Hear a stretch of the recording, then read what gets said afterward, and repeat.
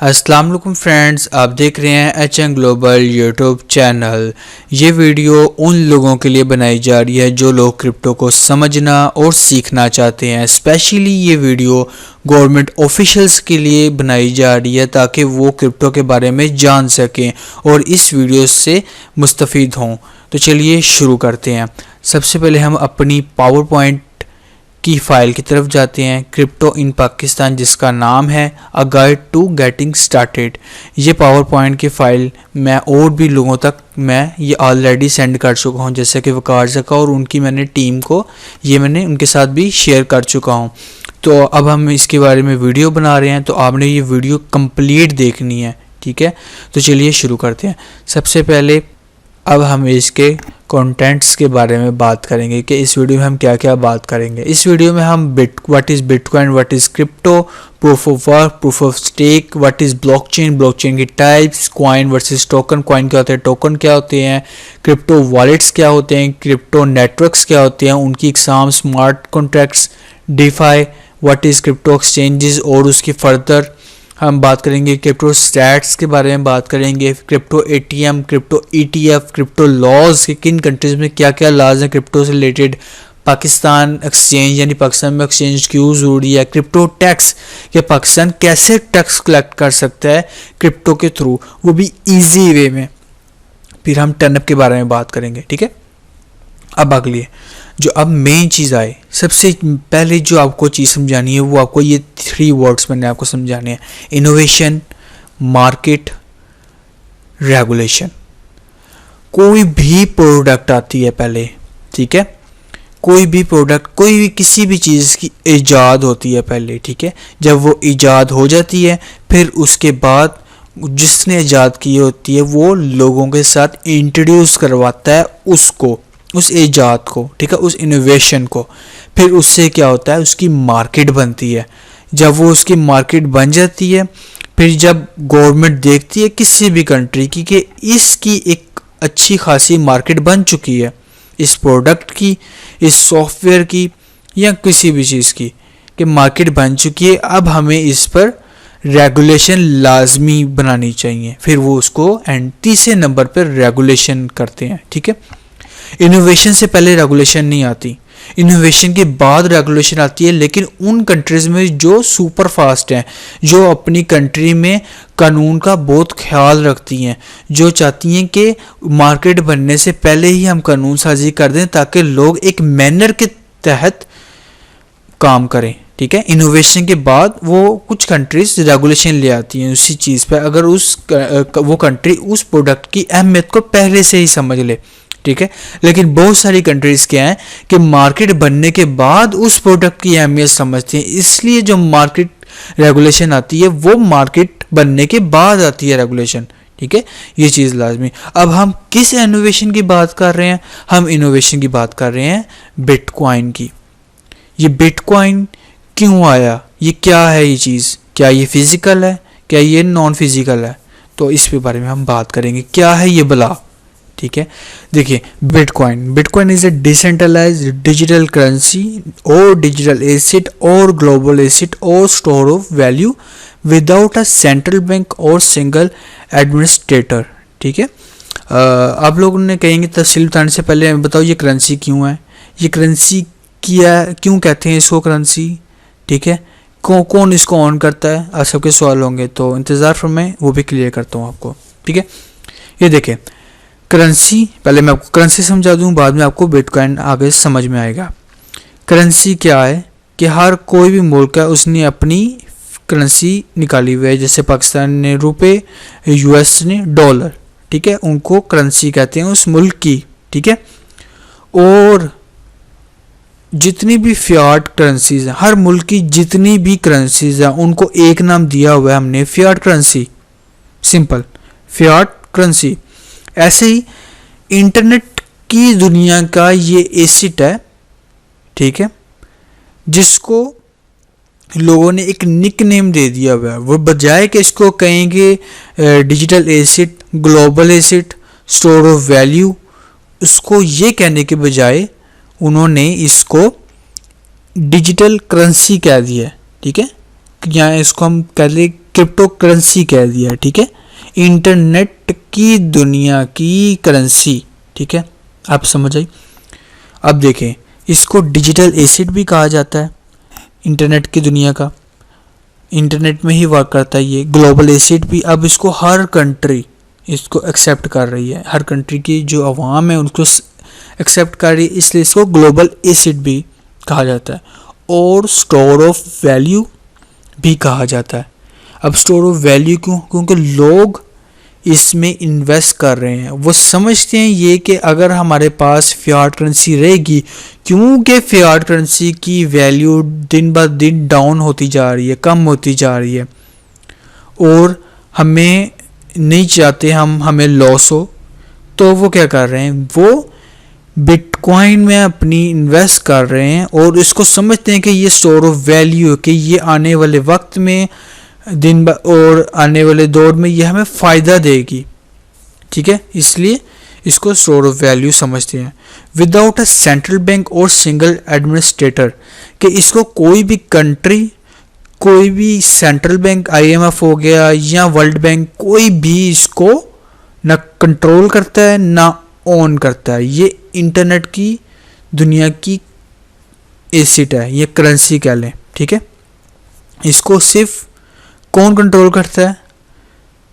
Public, ठीक है।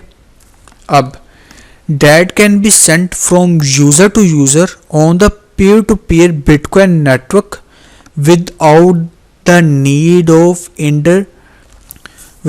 need of third party, ठीक है। अब मिसाल के तौर पर ये समझाओ, आपको सिंपल बात बताऊं, जैसे कोई भी दो कंट्रीज़ हैं, उनमें आपस की लड़ाई हो चुकी है, ठीक है। अब उन कंट्रीज़ क्या करेंगी, पहले बैंकिंग सिस्टम बंद करेंगी, कोई भी ट्रांजैक्शन ना हो, ठीक है, कोई भी ट्रांजैक्शन ना हो। तो इस वजह से क्या होगा कि उस कंट्रीज़ के जो आपस में पर्सनस हैं, जो बिजनेसमैन है, वो आपस में पैसों की लेन देन नहीं कर सकेंगे, ठीक है। वो अब किसी को उनकी सप्लाई पहुंच चुकी है, अब उन्होंने पेमेंट करनी है, वो नहीं कर सकेंगे पेमेंट, या कुछ और मसला हो जाता है, तो उसमें क्या होता है कि आप नहीं कर सकते, सेंट्रल बैंक उस पर रिस्ट्रिक्शन लगा देता है कि नहीं करना आपने। लेकिन इसके अंदर क्या है, इस डिसेंट्रलाइज सिस्टम के अंदर क्या है कि आप कुछ भी हो जाए, आप ट्रांजैक्शन कर सकते हैं, कोई कंट्री इसको कंट्रोल नहीं कर सकती, कोई कंट्री इसको बैन नहीं कर सकती। आप इसको यूज़र टू यूज़र, कोई थर्ड पार्टी बीच में नहीं ऐड होगी, आप इसमें ट्रांजैक्शन कर सकते, ठीक है। अब आपको मार्केट स्टेटस बता दूं थोड़ा, जो बिटकॉइन की मैक्सिमम सप्लाई है वो है 21 मिलियन बिटकॉइन, इससे एक भी बिटकॉइन ज़्यादा नहीं आएगा मार्केट में इंटरनेट की दुनिया में नहीं आएगा, ठीक है, 21 मिलियन। और बिटकॉइन कोई फिजिकल नहीं है, ये डिजिटल है, सिर्फ इंटरनेट पे ही होता है, आपको मिलेगा, ये आपको फिजिकल कहीं नहीं मिलेगा, ठीक है। कोई आपको फिजिकल दे दे कि ये सोने का है तो आप ये परचेज कर लो इतने का, नहीं, वो फेक है, ठीक है। गोल्ड होगा, वो गोल्ड में आएगा, लेकिन वो बिटकॉइन नहीं होगा, ठीक है। बिटकॉइन सिर्फ इंटरनेट पे होता है और ब्लॉकचेन पर होता है। ब्लॉकचेन क्या है वो भी आगे जाके समझाता हूँ आपको, ठीक है। 21 मिलियन बिटकॉइन आएगा, इससे ज़्यादा नहीं आएगा। जैसे फियाट करेंसी होगी आपकी, वो जो भी मुल्क चाहे, वो जितनी मर्जी चाहे, जब चाहे, बगैर किसी से पूछे, वो अपनी कोई भी करेंसी प्रिंट कर देता है, ठीक है। जितनी इसको नीड होती है उससे ज़्यादा ही प्रिंट कर लेता है। लेकिन इसमें ऐसा नहीं है, इसमें 21 मिलियन आएंगे, इससे एक भी ऊपर नहीं आएगा, ठीक है। इसकी इस टाइम करंट सर्कुलेटिंग सप्लाई जो 18.8 मिलियन बिटकॉइन है, ठीक है। इसका 24 hour trading volume 87.35 billion dollar का है, ठीक है। अच्छा, ये जो स्टैट्स हैं ये 24 अक्टूबर 2021 के हैं, ठीक है। ये दोनों स्टैट्स, ये तीनों स्टैट्स जो हैं, ठीक है, ये 1 2 3, ठीक है। क्योंकि ये वीडियो मैं अब बना रहा हूँ, पहले मैंने बना चुका हूँ ये वीडियो, ये सारी मैंने फ़ाइल तैयार करना शुरू की थी और इसको मैंने वकार की ज़का की टीम के साथ भी मैंने शेयर किया और भी लोगों से मैंने शेयर किए, ठीक है। अब मैं ये खुद वीडियो अपने चैनल पे अपलोड कर रहा हूँ, ठीक है। इसलिए अब भी आपको आज जो तारीख है वो है 7 दिसंबर 2021, ठीक है, 7 दिसंबर आज। इसकी मार्केट कैप है 1.1 ट्रिलियन डॉलर की, ठीक है। ये लॉन्च हुआ था Jan 3 2009 में, ठीक है, 2008 में और 2009 में ये आ चुका था मार्केट के अंदर। और इसको बनाने वाले कौन थे, इसको बनाने वाले का सब आप सारे पूछेंगे कि इसको बनाने वाले कौन थे। देखिए इसको बनाने वाले जो थे वो एक ग्रुप था, वो आप समझ सकते हैं जो प्रोग्रामर्स थे, जो हाई क्वालिटी के प्रोग्रामर्स थे, उनका एक ग्रुप था। उन ग्रुप्स का नाम जो था उसको उन्होंने दिया हुआ था सातोशी नाकामोटो। ये एक पर्सन का काम नहीं है बिटकॉइन को बनाना, ठीक है। बिटकॉइन का जो नेटवर्क है, बिटकॉइन की जो ब्लॉकचेन है, जिसमें परफेक्शंस हैं, बेशक इसमें कुछ ना कुछ कमियां हैं, लेकिन जिस तरीके से ये क्रिएट किया गया है तो ये एक बंदे का काम नहीं है, ठीक है। इसको ग्रुप ने बनाया है, एक हम इसको कह सकते हैं किसी एक ग्रुप ने इसको बनाया। अब आगे हम चलें अगर बिटकॉइन हाल्विंग। अब बिटकॉइन हाल्विंग क्या है, ठीक है। अब बिटकॉइन देखें, bitcoin and any other crypto currencies, ठीक है, are created through a process called mining. कि माइनिंग के थ्रू हम बिटकॉइन को जनरेट करते हैं। जैसे हम माइनिंग के थ्रू सिल्वर गोल्ड निकालते हैं, ठीक है, ज़मीन से, ऐसे ही आप इंटरनेट में खुदाई करते हैं। इंटरनेट की दुनिया के अंदर इंटरनेट की ज़मीन ब्लॉकचेन ट्रांजैक्शन करके सारा कुछ इस तरह माइनर्स जो होते हैं वो सारा करते हैं। माइनर्स क्या काम करते हैं, माइनर्स जो होते हैं वो प्रॉब्लम सॉल्व करते हैं, ठीक है। वो कोई हम जैसे ये नहीं है 1+1=2 इस तरह नहीं, इस कंप्यूटर की अपनी लैंग्वेज में एक मैथमेटिकली फॉर्म होती है, एक मैथमेटिकल इक्वेशन होती है, उसको वो कंप्लीट करते हैं, ठीक है। बदले में माइनर्स को रिवॉर्ड मिल रहा होता है। यानी जैसे मैंने माइनिंग मशीन लगाई तो मेरी माइनिंग मशीन को रिवॉर्ड मिल रहा है, वो मेरा ही रिवॉर्ड हुआ, ठीक है। इसका एक प्रॉपर तरीका है, वो भी मैं आपको आगे जाके बताऊंगा किस तरह, ठीक है। आपको हाल्विंग का मैं बता रहा था। देखिए जब न्यू बिटकॉइन मार्केट में आया था तो उसमें जब भी एक आपका ब्लॉक सक्सेसफुल होता था फिल, तो उस पर आपको जो रिवॉर्ड मिलता था वो 50 बिटकॉइन मिलते थे एक ब्लॉक। यानी आप समझ रहे हैं कि आपका एक पेज, ठीक है, आपका एक पेज जब फिल होता था पूरा तो आपको 50 बिटकॉइन मिलते थे। फिर उसके बाद सतोशी नाकामोटो ने क्या किया, उन्होंने एक ऐसा सिस्टम क्रिएट कर दिया कि हर 4 साल बाद ना इसका रिवॉर्ड हाफ हो जाएगा, ठीक है, इसका रिवॉर्ड हाफ हो जाएगा। आप अगर गवर्नमेंट ऑफिशियल्स है, मैंने उनको अगर वो चाहते हैं कि ये PDF लेना तो मैं उनको PDF भी शेयर कर दूंगा। तो ये जब यहाँ पे आप ब्लू देख रहे हैं ये लिंक्स हैं, ये आपको मज़ीद आगे एक्सप्लेन कर देंगे, ठीक है। तो फिर उसके बाद हर 4 साल बाद हाफ हो गया, पहले फिर 25 हुआ, फिर 12.5 हुआ, अब जो है वो 6.25 है। 6.25 बिटकॉइन इस टाइम हाल्विंग हुई है और 2020 के अंदर हुई है। अब जो नेक्स्ट इसकी हाल्विंग होगी 2024 में होगी, ठीक है, हाल्विंग इसकी 2024 में होगी नेक्स्ट। अब बिटकॉइन हाल्विंग देखें, the creator of bitcoin Satoshi Nakamoto, ये एक ग्रुप था, ठीक है, जिसका नाम था सतोशी नाकामोटो, ठीक है। इन्होंने एक ऐसा artificial limit on the number of bitcoin that could ever be produce, ठीक है। इन्होंने एक ऐसा बना दिया सिस्टम कि मार्केट में सिर्फ 21 मिलियन बिटकॉइन ही मार्केट में आए, ठीक है। और ये जो 25 मिलियन बिटकॉइन है ये कंप्लीट होंगे 21,040 के अंदर, यानी 21,040 के अंदर आखिरी बिटकॉइन का जो बिटकॉइन है वो आएगा, ठीक है, 21,040 के अंदर। इसके बाद कभी नहीं बिटकॉइन आएंगे और 21 मिलियन बिटकॉइन ही आएंगे, इससे ऊपर नहीं आएंगे बिटकॉइन, ठीक है। At that point, miner will no longer be rewarded in Bitcoin for their efforts. इसके बाद क्या होगा, माइनिंग जो कर रहे होंगे बिटकॉइन की उनको रिवॉर्ड नहीं मिलेगा, यानी कि ज़मीन से जितने बिटकॉइन निकलने थे निकल चुके हैं, उसके बाद माइनिंग नहीं काम आएगी, यानी माइनर्स को रिवॉर्ड नहीं मिलेगा। Instead, reward will be likely that the form of transaction fees in much the same way credit card companies currently charges for transaction. उसके बाद क्या होगा, सिर्फ जो माइनर्स होंगे उनको रिवॉर्ड मिलेगा ट्रांजैक्शन पास करने का, ठीक है। जैसे बैंकिंग होता है वो अपना क्रेडिट कार्ड देते हैं लोगों को इस्तेमाल कर लें, जब भी वो उसके ट्रांजैक्शन करते हैं तो चार्जेस काट लेते हैं, ठीक है, डिडक्ट कर लेते हैं, तो उसका ही रिवॉर्ड मिलेगा, ठीक है। उसके बाद बिटकॉइन हाल्विंग के बाद अगर हम अगली बात करें तो वो हम करेंगे क्रिप्टो के बारे में, ठीक है। What is crypto, Cryptocurrency is a decentralized digital money, digital asset, global asset or store of value based on blockchain technology. Many companies have issued their own currencies, ठीक है, often called token and coin. These can be traded specifically for the goods or services that the company provides. Cryptocurrency work using a technology called blockchain, ठीक है. अब ये मैंने YouTube की video भी अपने चैनल पे बनाई हुई है, ठीक है. यहाँ पे आप क्लिक करेंगे तो आप YouTube चैनल की वीडियो पे रिडायरेक्ट हो जाएंगे, ठीक है. अब इसको मैं समझाता हूँ क्या है.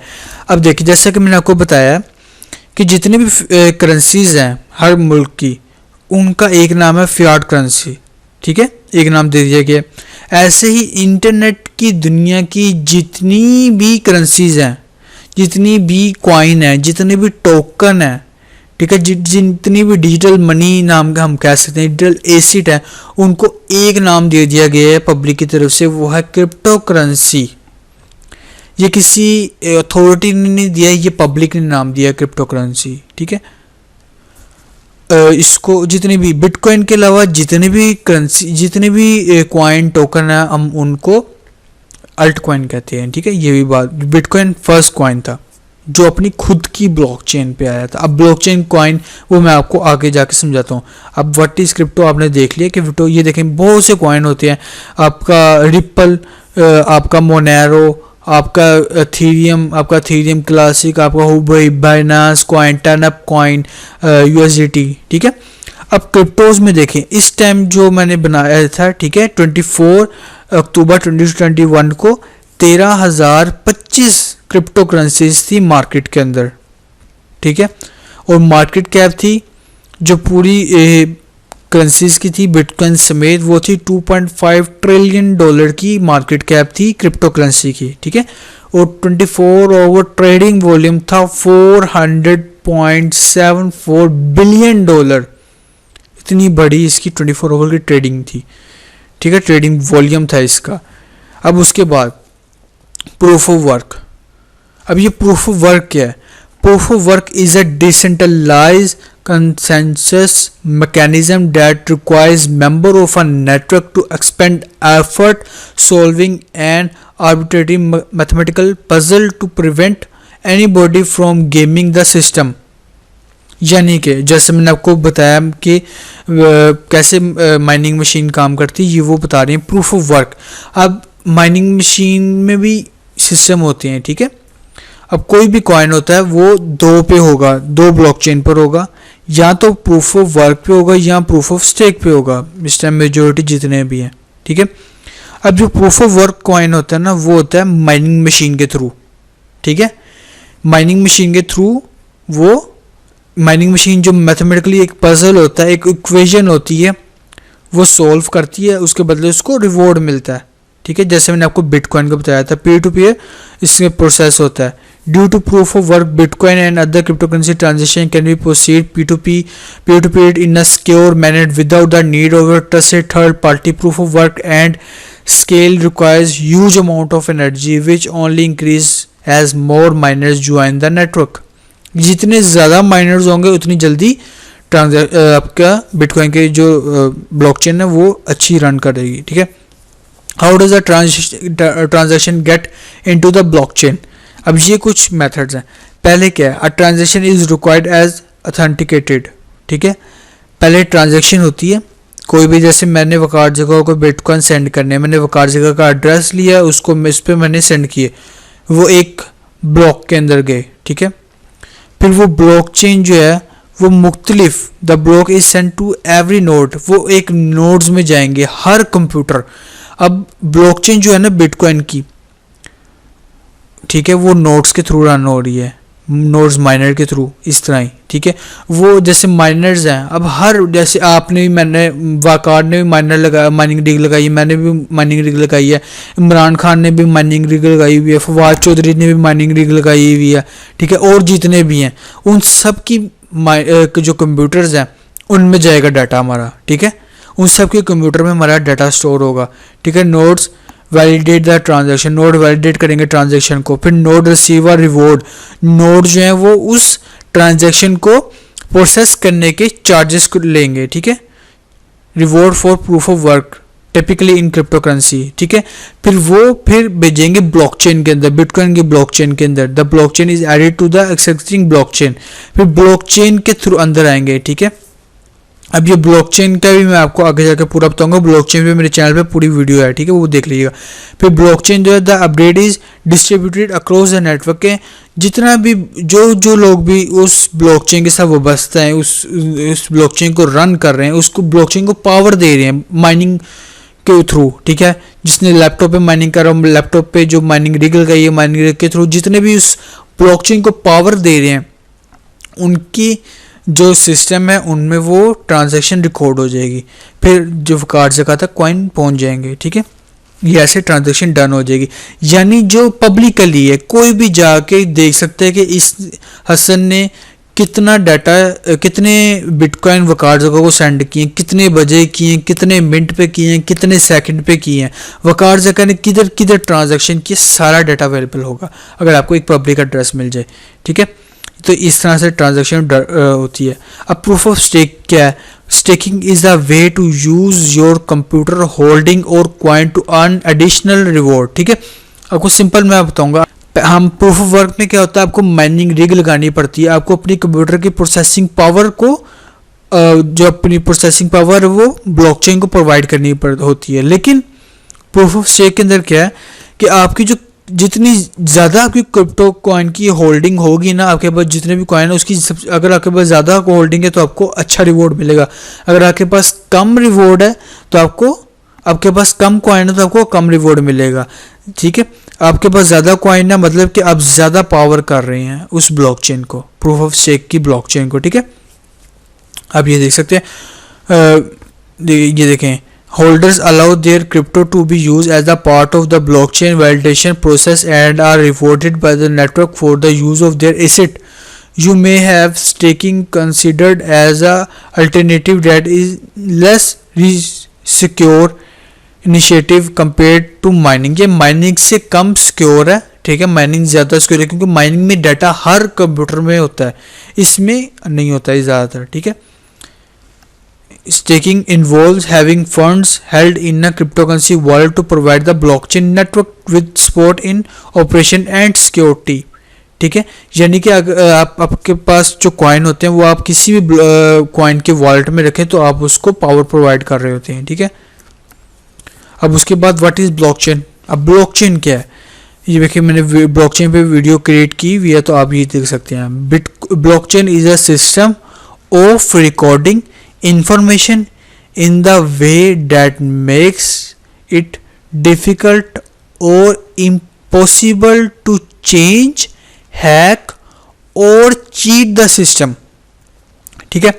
यानी कि आप ये चेन देख रहे हैं, जब ये चेन इसके अंदर एक डाटा स्टोर हो गया, ठीक है, तो वो आप चेंज नहीं कर सकते ब्लॉकचेन के अंदर। एक पेज है, अब एक पेज के अंदर कोई भी आपने डाटा लिख दिया, ठीक है, वो चेंज नहीं हो सकता, ना ही वो हैक हो सकता है, यानी हैक करके चेंज कर लें वो भी नहीं हो सकता, या कोई माइनर, क्योंकि अब हमने जैसे बिटकॉइन के नेटवर्क के अंदर पढ़ा कि माइनर जो हैं वो उस ट्रांजैक्शन को अप्रूव कर रहे होते हैं, डाटा जो होता है उन कंप्यूटर्स में जा रहा होता है। यानी कोई भी, जैसे मैं हूँ, मेरे पास डाटा आ रहा था, मैं उन डाटा को चेंज करता हूँ तो मैं उस नेटवर्क से अलग हो जाऊंगा ऑटोमेटिकली। वो सिस्टम ही इस तरह का है, ब्लॉकचेन है ही इस तरह की कि मैं उससे अलग हो जाऊंगा उस नेटवर्क से, ठीक है, सजा के तौर पर। और ब्लॉकचेन ऐसे रन करती रहेगी। जैसे ही कोई एक पेज क्रिएट होगा, अगला पेज दोबारा से न्यू, जैसे एक कोई भी पेज जो है कंप्लीट होगा ट्रांजैक्शन से या कुछ भी आपने उसमें किया, ब्लॉकचेन में डाटा स्टोर किया, तो अगला जो पेज है वो क्रिएट हो जाएगा, ठीक है। और जो पहला पेज होगा उसकी हैश और अगले पेज की हैश जो है वो सेम होगी, ठीक है। यानी जो पहला पेज है, मैंने ये ब्लॉकचेन की वीडियो में आपको पूरा बताया हुआ, वो आप लाजमी देखिएगा, ठीक है। हैशेस सेम होती हैं, कोई भी अगर हैश भी चेंज करना चाहे ना, हैश भी चेंज नहीं कर सकता, ठीक है, कि पेजों को ही आगे पीछे करे, नहीं, वो भी नहीं कर सकता। अब टाइप ऑफ ब्लॉकचेन, अब ब्लॉकचेन में 4 टाइप्स होती हैं, 4 डिफरेंट टाइप्स होती हैं, ठीक है। व्हाट पब्लिक ब्लॉकचेन, जिसको हम डिस्ट्रीब्यूटेड लेजर टेक्नोलॉजी कहते हैं। आप proof of work, proof of stake भी इसके अंदर होता है, ठीक है। ये बिटकॉइन की आप यूँ समझे blockchain. The first type of blockchain technology in public blockchain, there this is where crypto currency like bitcoin, ठीक है, organised and help to popularise bitcoin. Distributed ledger technology DLT होता है। अब ये देख सकते हैं, it removes the problem that comes with the centralise including less security and transparency, यानी इसके अंदर ट्रांसपेरेंसी होती है, डाटा सबका अवेलेबल होता है, आप किसी का भी डाटा जाके चेक कर सकते हैं इसके अंदर पब्लिक ब्लॉकचेन के अंदर, ठीक है। पब्लिक कोई भी डाटा चेक कर सकती है, चेंज नहीं कर सकती, चेक कर सकती है डाटा, सब कुछ शीशे की तरह आप देख सकते हैं। शीशे के अंदर समझिए आप ट्रांजैक्शन हो रही होती है, आप चेक कर सकते हैं। अगला अगर हम दूसरी बात करें प्राइवेट ब्लॉकचेन। अब प्राइवेट ब्लॉकचेन के अंदर क्या हो रहा था, अब blockchain network that works in restrictive environment like a close network, ठीक है।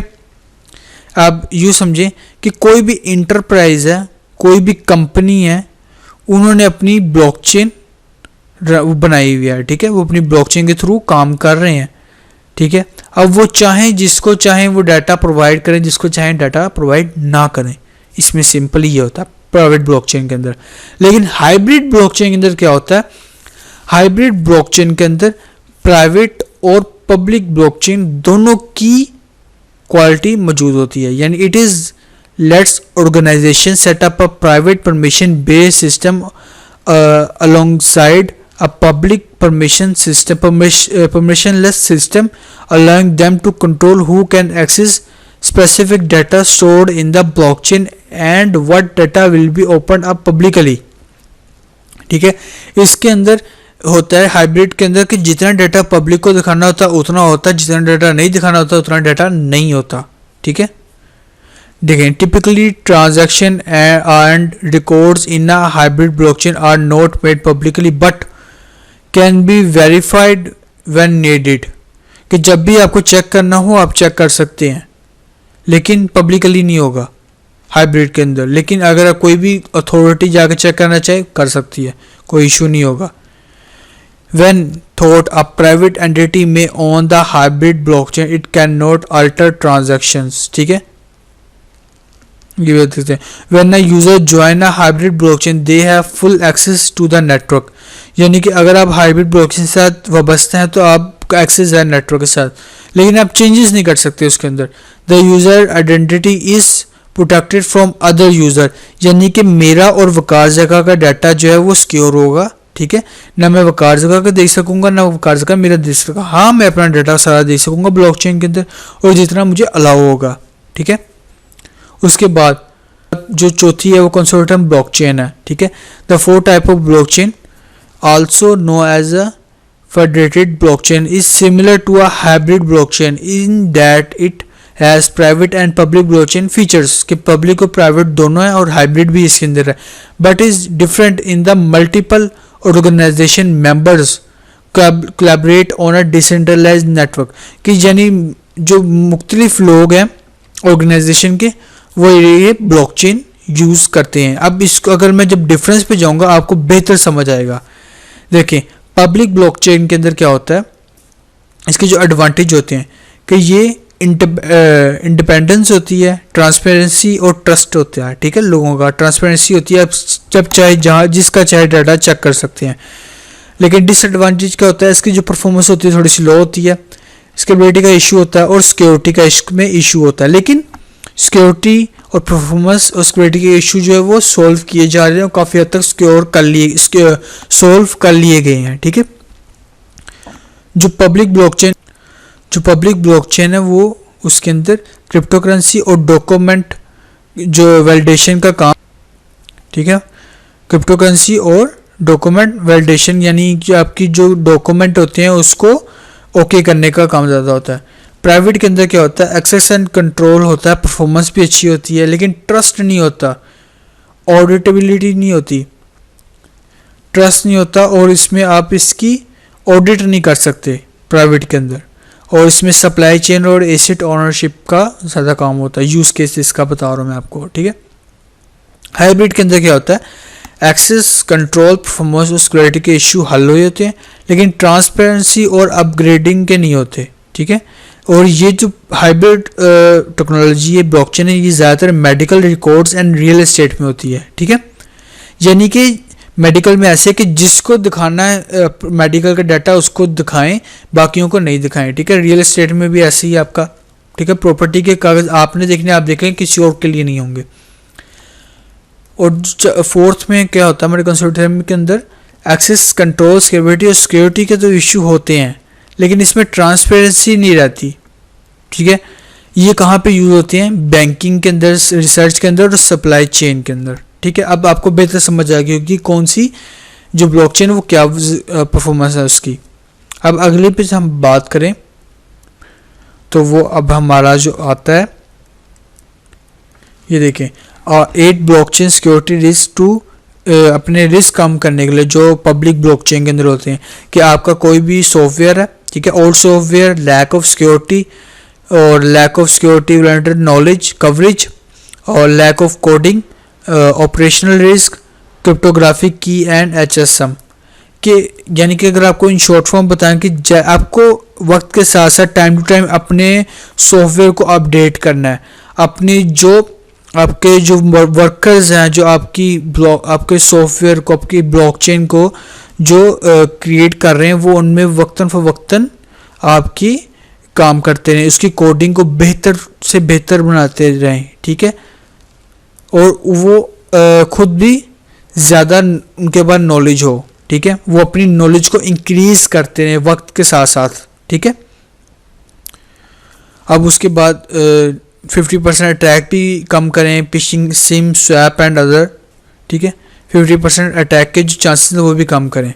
अब टॉप की जो ब्लॉकचेन हैं वो 3 हैं, ठीक है। पहली बिटकॉइन की ब्लॉकचेन, उसके बाद आप ये देख सकते हैं अब सारी फाउंडिंग फादर जिसको हम कहते हैं, bitcoin is recognised as the founding father of decentralised cryptocurrency, ठीक है।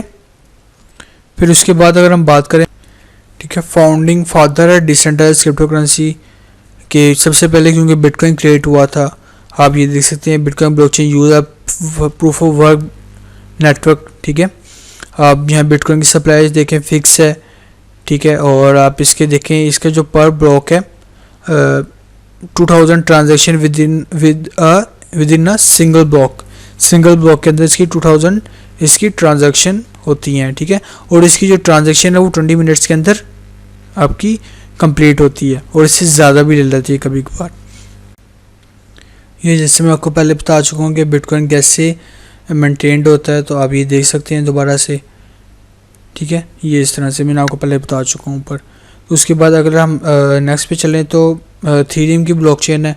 Ethereum is the first blockchain protocol to allow the creator of decentralised application dApp, जिसको हम कहते हैं, and smart contracts, launching in 2015।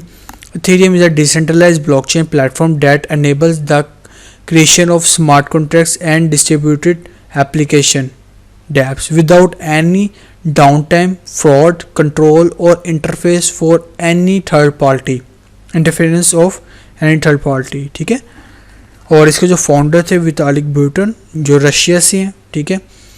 Bitcoin is great as the form of digital money, but is scripting language is too weak for any kind of serious advanced application to build on top, ठीक है। क्योंकि उसकी जो language थी वो 2008-2019 में create हुई थी, ठीक है। लेकिन वक्त के साथ साथ जो 2015 में जो इथेरियम है वो लेटेस्ट टेक्नोलॉजी पे वर्क कर रहा है, ठीक है। इसमें स्मार्ट कॉन्ट्रैक्ट्स और इसमें इसकी डैप डिसेंट्रलाइज चीज़ें आ जाती हैं इसके अंदर, ठीक है। और जो इथेरियम है वो इस time current proof of work पे काम कर रहा है और ये Aahista Aahista proof of stake की तरफ जा रहा है, क्योंकि आपको पता है इलेक्ट्रिसिटी का इशू आ रहा है, इन्वायरमेंट का इशू आ रहा है। तो जितने भी कॉइन वो कोशिश कर रहे हैं कि किसी तरह आप प्रूफ ऑफ स्टेक पे चले जाएं, प्रूफ ऑफ वर्क से, ठीक है। जैसे बिटकॉइन प्रूफ ऑफ वर्क पे है। अब उसके बाद न्यू की है, न्यू जो है वो न्यू कॉइन जो है वो चाइना का कॉइन है, जैसे इथेरियम, ठीक है। ऐसे ही चाइना का जो इथेरियम है ना वो न्यू कॉइन है। अब ये जो न्यू कॉइन है, जैसे आप एथेरियम का देख सकते हैं कि जो इसकी ट्रांजैक्शन होती है ना वो 15 ट्रांजैक्शन पर सेकंड के अंदर इसकी 15 ट्रांजैक्शन होती हैं, ठीक है। और न्यू की अगर आप न्यू की देखें तो 1000 ट्रांजैक्शन पर सेकंड होती है इसकी। न्यू फास्ट है एथेरियम से ट्रांजैक्शन के मामले के अंदर। और जो न्यू का मामला है कि वो जो इतनी भी ऑर्गेनाइजेशंस हैं चाइना के अंदर उनको डिजिटल करना, उसका डिजिटल एम है कि वो डिजिटल इकोनॉमी बिल्ड करेगा चाइना के अंदर, और वो कर रहा है। इसको हम चाइना का एथेरियम कह सकते हैं, ठीक है, न्यू कॉइन। हालांकि चाइना में बैन हो रहे हैं लेकिन चाइना कंप्लीट वर्क कर रहा है। चाइना ने गूगल पे बैन लगाया, अपना गूगल बना लिया उसने, ठीक है। ऐसे ही वो बिटकॉइन की तरफ भी ऐसे ही कर रहा है वो। अब what is difference between coin and token? The two most common blockchain-based digital asset are cryptocurrencies and tokens. The biggest difference between the two is that cryptocurrency have their own blockchain, whereas crypto tokens are built on an existing blockchain. ठीक है, जैसे bitcoin है वो अपनी खुद की blockchain पर था, ठीक है, वो किसी की ब्लॉकचेन पर नहीं आया क्योंकि वो पहला कॉइन है, ठीक है। और जो ब्लॉकचेन थी, मैंने वीडियो का लिंक दिया होगा, वहाँ पे आप देख सकते हैं ब्लॉकचेन 1992 तक बिल्ड हो चुकी थी लेकिन उस टाइम उसको फेम नहीं मिला था, ठीक है। और उसके बाद बिटकॉइन के बाद एथेरियम आया, ठीक है, और भी आया, क्रिप्टो करेंसीज आई, लेकिन एथेरियम जो था वो एक पावरफुल ब्लॉकचेन के थ्रू आया, के साथ आया, अपनी खुद की कोडिंग के साथ, लेटेस्ट कोडिंग के साथ, और वो कोडिंग और वो टेक्नोलॉजी और वो सॉफ्टवेयर के साथ जो आने वाले काफ़ी सालों तक चलता, ठीक है, चल रहा है और चलेगा। तो लोगों ने क्या किया, अब एथेरियम की ब्लॉकचेन थी उसको इस्तेमाल करते हुए अपने जो करेंसीज थी उसको लॉन्च किया, एसिड उसको लॉन्च किया उन्होंने, ठीक है। उसके बाद अब ये स्टोर कहाँ पे होती हैं, इनको हम रखते हैं कहाँ पर, इनके वॉलेट्स होते हैं। अब 4 किस्म के वॉलेट होते हैं, mobile wallet, desktop wallet, web wallet, hardware wallet, ठीक है। मोबाइल वॉलेट एप्लीकेशन के थ्रू होता है, गूगल प्ले स्टोर से डाउनलोड करते हैं, ठीक है, एप्पल प्ले स्टोर से आप उसको इस्तेमाल करते हैं, ठीक है। जैसे आप बैंक की ऐप होती है सेम ऐसे ही है।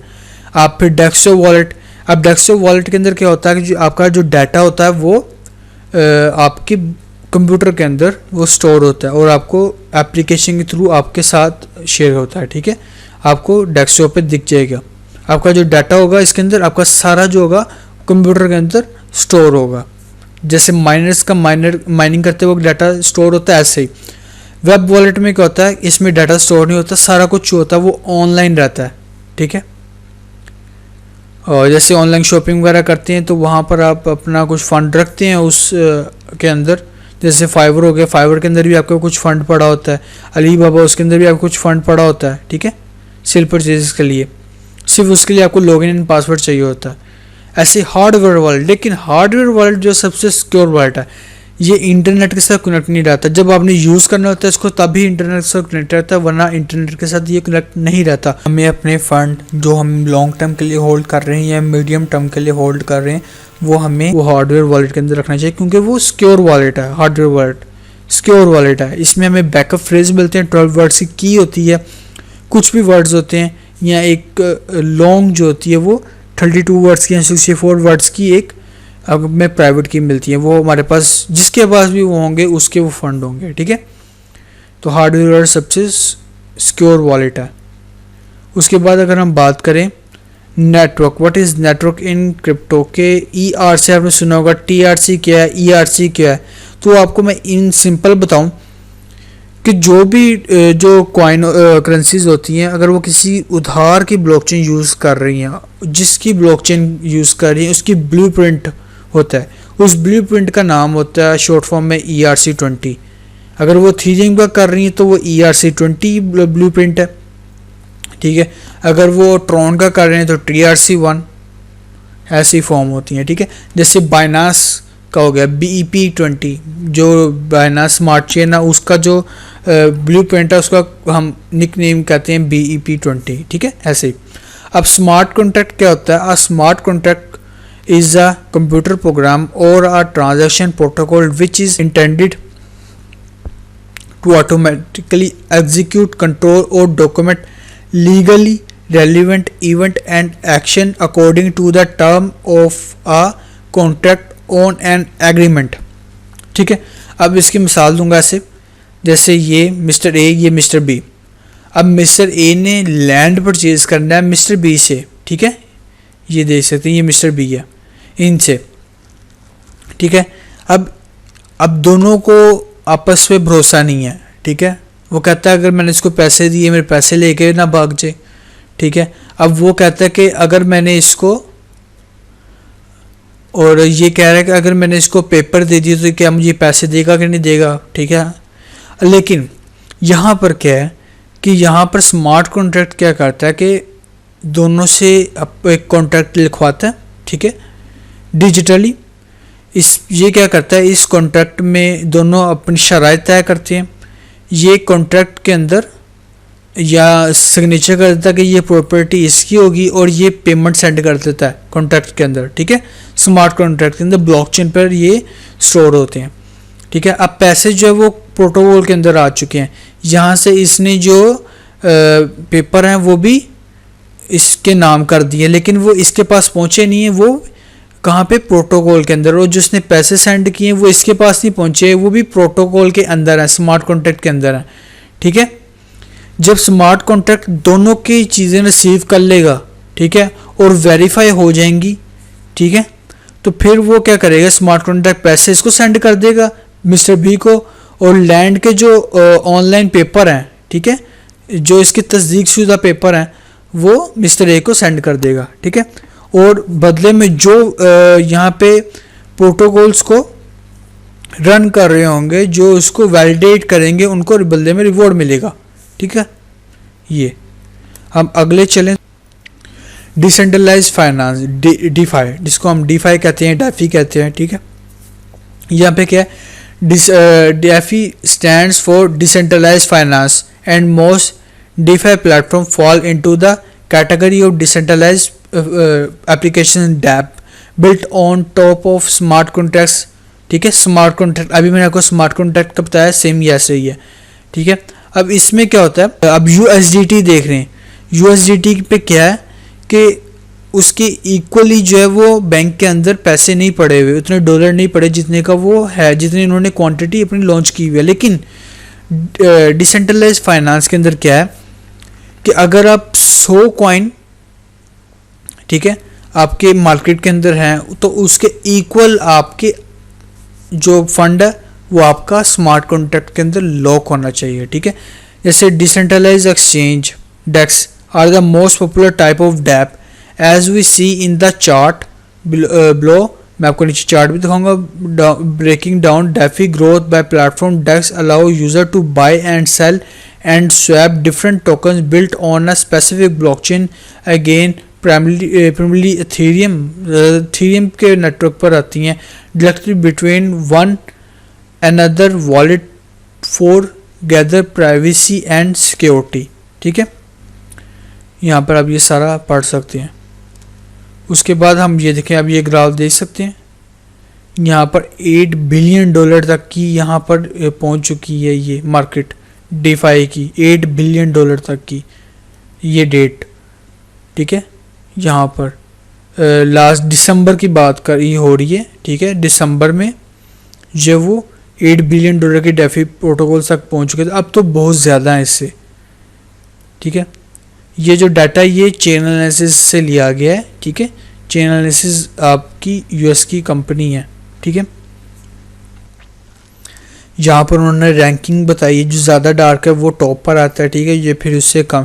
DeFi doctor index is design to highlight countries with the highest growth root adoption by individuals rather than those sending the largest raw value of funds. The data suggests that while grassroots 15 cryptocurrency adoption generally is high in the emerging markets, ठीक है, ये आप देख सकते हैं नीचे।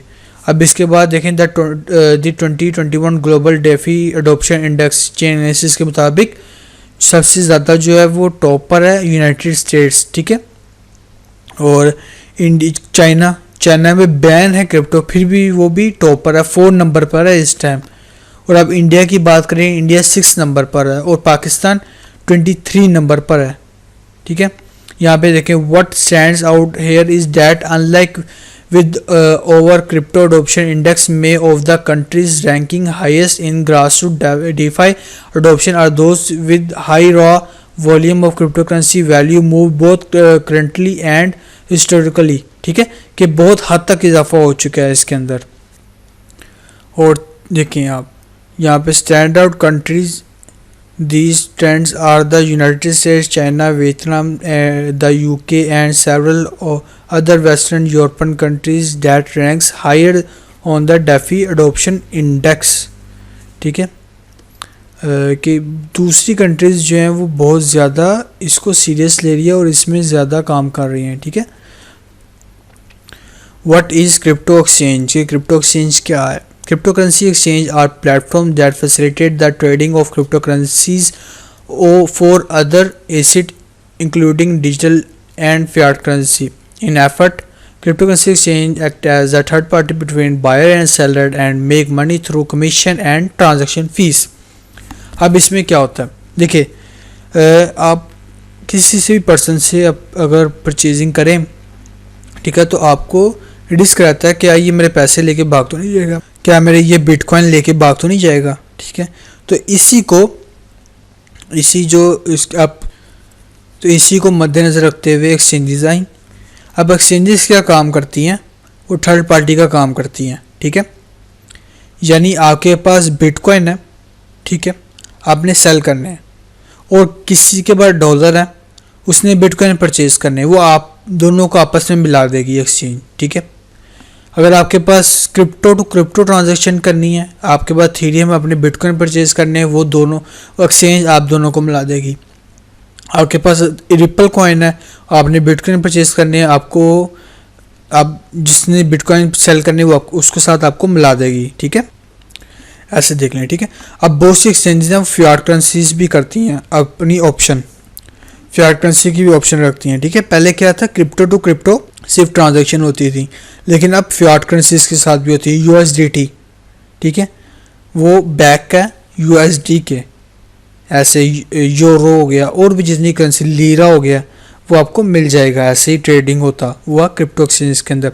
On common crypto currency exchanges $100 can be exchange for bitcoin और equivalent value and vice versa. Similarly, Bitcoin worth of $100 can be exchanged for Ethereum of equivalent value। कि अगर आपके पास बिटकॉइन है $100 के, वो आपके एक्सचेंज हो जाएंगे इथेरियम के साथ, 100 वैल्यू के इथेरियम के साथ। ठीक है, कोई आपको अगर सेल कर रहा हुआ तो। The same concept can be applied to different asset based on what is offered by the exchange. ये कितना वॉल्यूम है, क्या प्राइस है, उस हिसाब से वो भी आपके साथ एक्सचेंज हो जाएंगे। ठीक है, टाइप ऑफ क्रिप्टो एक्सचेंजेस, अब ये भी बहुत इंपॉर्टेंट है कि there are 3 types of crypto currency exchanges. एक है centralize exchanges, centralize crypto currency exchange, जिसको हम सेक्स कहते हैं। ठीक है, CEX। Known as a traditional crypto currency exchange, this is a crypto currency platform governed by a company for central organization which is offer crypto currency trades from either fiat to cryptocurrency or cryptocurrency to crypto trader। What is decentralized cryptocurrency? DEX, दूसरी किस्म की।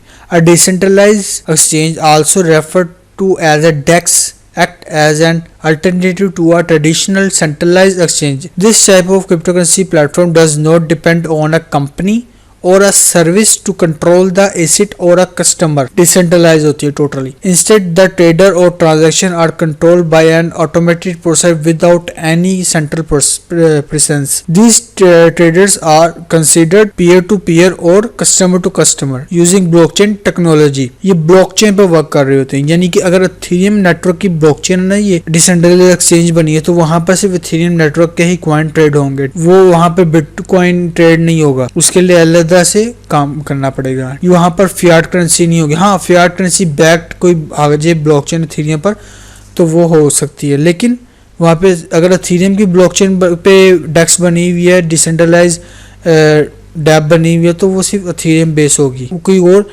Coin नहीं कर सकते वहाँ पे trade, ठीक है। उसके बाद बात करें इन दोनों का difference, centralize versus decentralize exchange. Offer centralize exchange, ये सेंट्रलाइज एक्सचेंज का है या ये डिसेंट्रलाइज एक्सचेंज का, ठीक है। Offer high trade volume compare to DEXs centralize exchange के अंदर, लेकिन डिसेंट्रलाइज एक्सचेंज के अंदर क्या होता है, offer low trade volume compare to centralize exchange.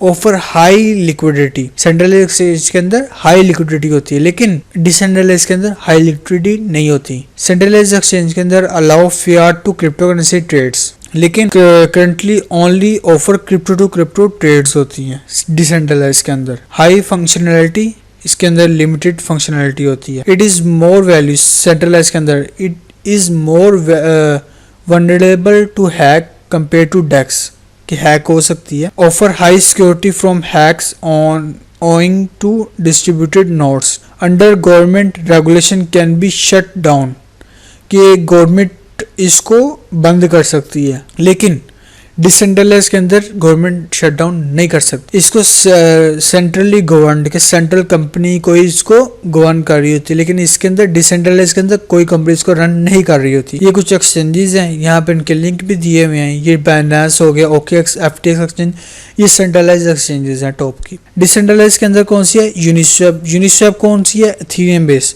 1 inch Ethereum base और BSC बेस है। पैनकेकस्वैप BSC स्मार्ट चेन है, ठीक है, BEP20 जिसको हम कहते हैं, ये उसकी स्मार्ट चेन पे वर्क करती है। तीसरी जो है वो हाइब्रिड क्रिप्टो एक्सचेंज है। अब hybrid crypto exchange is a combination as the name of implies of both centralize and decentralize exchange, कि दोनों ही खसूसियत इसके अंदर होती है।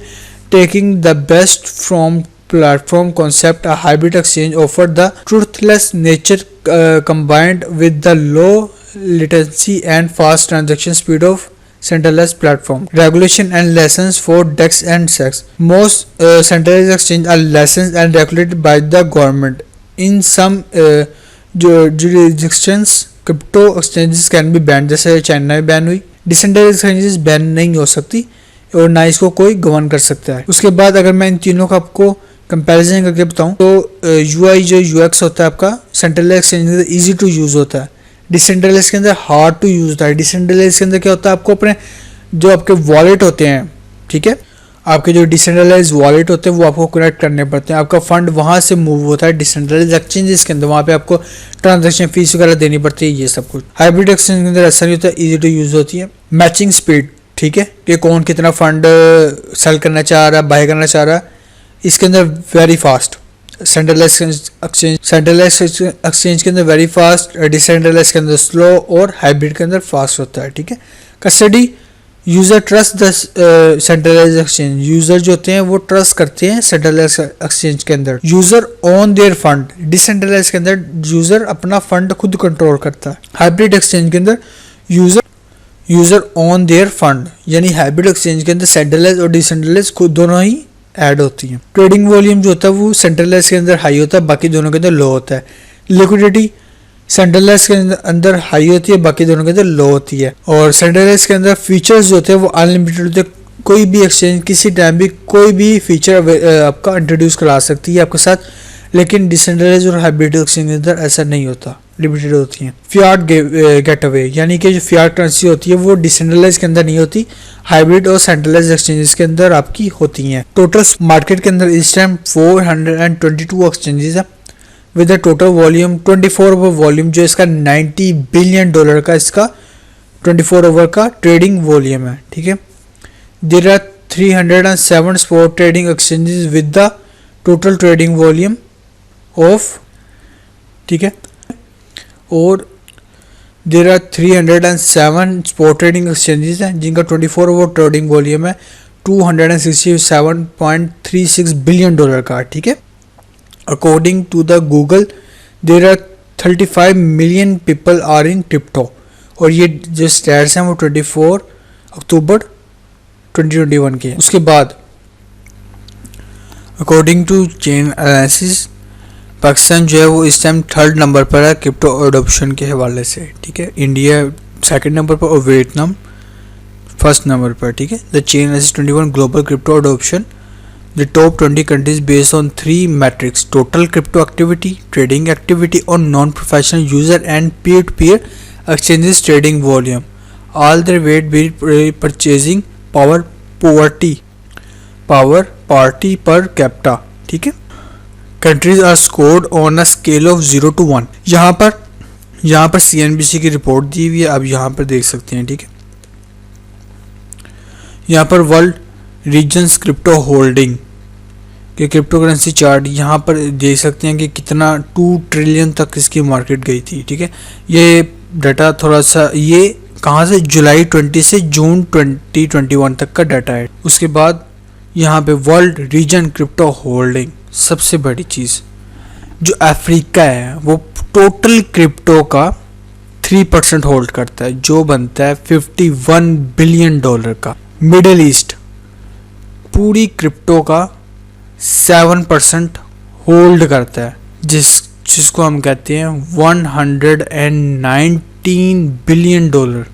लैटिन अमेरिका 9% होल्ड करता है पूरी क्रिप्टो का, जो है $153 बिलियन. आपका ईस्टर्न यूरोप टोटल क्रिप्टो का 10% होल्ड करता है, जो बनता है $170 बिलियन. आपका ईस्ट एशिया 14% होल्ड करता है, जो टोटल बनता है $238 बिलियन. आपका सेंट्रल साउथर्न एशिया जिसमें पाकिस्तान भी है वो होल्ड करता है $238 बिलियन. आपका नॉर्थ अमेरिका जो 18% होल्ड करता है टोटल क्रिप्टो का, वो उसकी होल्डिंग है $306 बिलियन की. ठीक है. ये एग्जैक्ट नहीं है लेकिन यहाँ तक है. सेंट्रल नॉर्थर्न वेस्टर्न यूरोप ये 25% होल्ड करता है पूरे क्रिप्टो का, जो बनते हैं $425 बिलियन. यहाँ पर मैंने $1.7 ट्रिलियन यानी $1700 बिलियन का मैंने यहाँ पर एक फिगर ली थी, जो कि यहाँ पर अगर आप प्रीवियस देखें जुलाई 20 टू जून 21. ठीक है. ये डाटा, ठीक है, ये 1 साल का डाटा था, चेन एनालिसिस ने लिया था, तो उस दौरान मैंने एक वैल्यू ले ली. ठीक है. इस दौरान 2 ट्रिलियन भी क्रॉस किया पूरी क्रिप्टो मार्केट ने, लेकिन मैंने एक 1700 बिलियन का मैंने एक फिगर ले लिया. ठीक है. तो उसमें ये बताया हुआ है, लेकिन ये परसेंटेज एक्यूरेट है. उसके बाद अगर हम बात करें why crypto important in Pakistan, ठीक है, कि क्यों ज़रूरी है पाकिस्तान में. Global adoption has grown by over 880% in the last year. के लास्ट ईयर से अब तक जुलाई, ठीक है, तक जो है वो 880% का इजाफा हुआ है. At the end of Q2 2020 following our period of little growth, total global adoption score 2.5 के Q2 क्वार्टर 2 के अंदर 2020 में 2.5 अडोप्शन थी बिटकॉइन की, जो क्रिप्टो की थी वो इंक्रीज हुई. लेकिन Q2 2021 के अंदर 2300% इजाफा हुआ सिंस Q3 2019 से. 2019 क्वार्टर 3 से अब तक 2300% का इजाफा हुआ क्रिप्टो के अंदर. Suggestion that the global adoption has grown. अब यहाँ पर देख सकते हैं डिसेंट्रलाइज्ड एक्सचेंजेस, ठीक है, और यहाँ पर ये देख सकते हैं, ये जो रेड है ऑरेंज, ये है स्मॉल रिटेल इन्वेस्टर्स. जो स्मॉल रिटेल इन्वेस्टर्स हैं वो ज़्यादा आया मार्केट के अंदर. लार्ज रिटेल इन्वेस्टर्स आप देख सकते हैं, उसके बाद फिर प्रोफेशनल्स वो बहुत कम है. ठीक है. फिर इंस्टीट्यूशंस और लार्ज इंस्टीट्यूशंस वो बहुत कम है. ठीक है. अब इन्होंने सबसे ज़्यादा जो है वो कहाँ पे इन्वेस्ट किया हुआ है, देखें, सबसे ज़्यादा जो है वो जो स्मॉल रिटेल इन्वेस्टर्स है उन्होंने P2P एक्सचेंज और मर्चेंट सर्विसेज, क्योंकि यहाँ से पहले वो परचेज करेंगे फिर ही एक्सचेंज और डिसेंट्रलाइज के अंदर लेके जाएंगे. ठीक है. और जो आपके यहाँ पर लार्ज रिटेलर्स हैं वो यहाँ से पहले परचेज कर लेते हैं, उनका ज़्यादातर यहाँ पे डिसेंट्रलाइज के अंदर होता है उनका, ठीक है। वो हार्डवेयर वॉलेट जो मैंने आपको बताया ना ऊपर, वो हार्डवेयर वॉलेट के अंदर होता है उनका, प्रोफेशनल्स का और लार्ज रिटेल इन्वेस्टर्स का, ठीक है। ज़्यादातर जो होता है वो हार्डवेयर वॉलेट्स के अंदर होता है, ठीक है। इंस्टीट्यूशंस बहुत कम है, लार्ज इंस्टीट्यूशंस भी बहुत कम है, ठीक है, इस टाइम। उसके बाद हम देखें यहाँ पर इंडिया, वियतनाम और पाकिस्तान की डिसेंट्रलाइज और सेंट्रलाइज, डिसेंट्रलाइज डीफाई और सेंट्रलाइज फाइनेंस की transaction, while India, Vietnam and Pakistan all have high level of grassroots cryptocurrency adoption, they are quite different in the term of raw transaction volume, ठीक है। यहाँ पर आप India की transaction दे सकते हैं कि उसकी जो डीफाई डिजिटल फाइनेंस की जो ट्रांजैक्शन हुई है वो हुई है अराउंड $55 बिलियन तक की, और जो उसकी सेंट्रलाइज ट्रांजैक्शन है वो उसकी $85 बिलियन, यानी कि वो जो मार्केट होल्ड कर रहा है इस टाइम वो अबव, ठीक है, 150, यानी कि अब $120 बिलियन तक की वो मार्केट होल्ड कर रहा है इंडिया इस टाइम, $120 बिलियन और अराउंड इतना। और जो वियतनाम है वो उसकी अगर आप डीफाई का देखें डिजिटल फाइनेंस, वो अराउंड $35,000 तक का है, ठीक है, 35 बिलियन, ठीक है, $35 बिलियन तक की। और जो इसकी सेंट्रलाइज है वो है तकरीबन 80 बिलियन तक की सेंट्रलाइज इसकी ट्रांजैक्शंस हैं।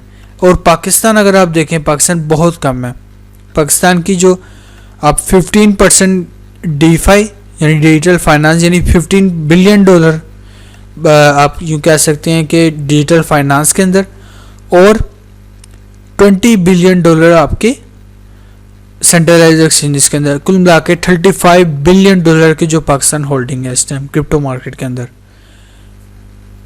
जुलाई 20 से जून 2021 के अंदर, ठीक है, इतना। उसके बाद eastern Asia crypto currency value receive by country, देखिए मैं आप ये मुझे दिखाने का मकसद क्या है, चाइना का, चाइना देखिए बैन है लेकिन सबसे हाईएस्ट जो है वो चाइना का, चाइना $256 बिलियन की जो है वो crypto currency receive between July 20 and June 21, ठीक है, $256 बिलियन की होल्डिंग है विद डीफाई प्रोटोकॉल्स, ठीक है, जो कि 49% बनता है डीफाई प्रोटोकॉल्स का। हांगकांग जो है वो 55% यानी $59.7 बिलियन प्रोटोकॉल्स का, ठीक है, आप यहाँ पर देख सकते हैं। और यहाँ पर आप देख सकते हैं साउथ कोरिया 15% $150 बिलियन, ठीक है। और अब जापान 32% बनती है जापान की। यहाँ पे देखें इतनी बड़ी बड़ी वैल्यूज़ जो हैं वो इनकी डीफाई के अंदर हैं।